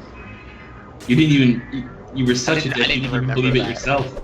Yeah, I didn't even remember the fact that I did that to the players. That's fucked up, Zephyr. It happens. It's actually kind of important to be at full health so you get the Nightmare special for Link. Makes your damage like slightly less shit. It's pretty helpful.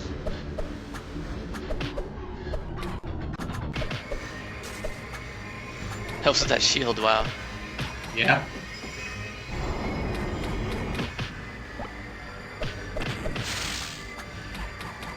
Quaff, I'm pretty sure that when he restarts his computer, I'm confident that when he restarts the computer, his audio will work again. Or his mic. Yeah, I think his audio's fine. I think he can hear us. Yeah, I'm pretty sure it's just his audio and And do shit like say, Noogie, you like dicks, and he just can't respond now. basically. MoogieNet's being pretty nice. Yeah, I don't know. Huh? Maybe they don't spawn when you're full health because you just killed 2 and there was none there. So they may not. I think. Yeah. I guess not. I guess it doesn't do the counter if you're at full health then. He's not at full health. Earlier he was. Oh, I see. And the counter was on 1 essentially. Ah, that must be it. Well, it's the only thing I can think of. Rather the counter was on 0 and not 1. But yeah. Jerry Juggerman. Now it's He's doing pretty good. Oh my god, Zephyr, don't even tell me he's gonna get this with no mic. I'm not even gonna be able to hear the... We won't get spoiled. Oh, you're right! Oh my god. Alright, This we're is here. so good. So good. Oogie, you're doing so good. No, don't say that. He gets stressed. No. Don't stress him out. Don't stress him out. No more dashing. It's fine. It's fine.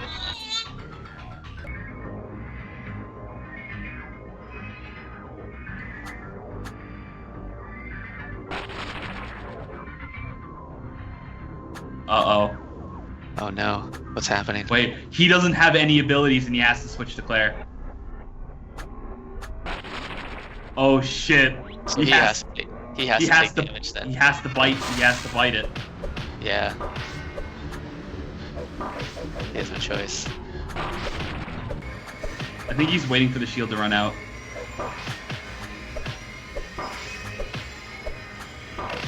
Oh! Come on! Yeah, but it still eats health. No.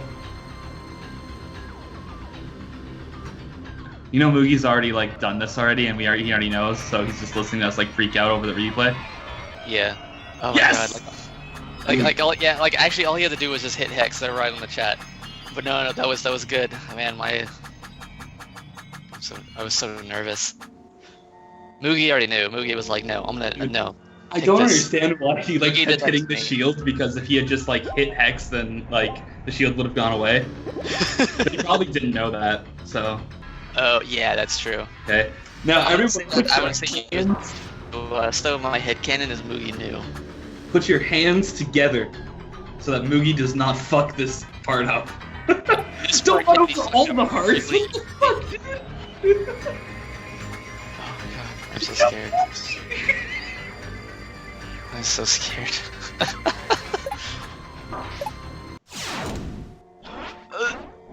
Moogie? Dude, stop it. Stop it. Stop it.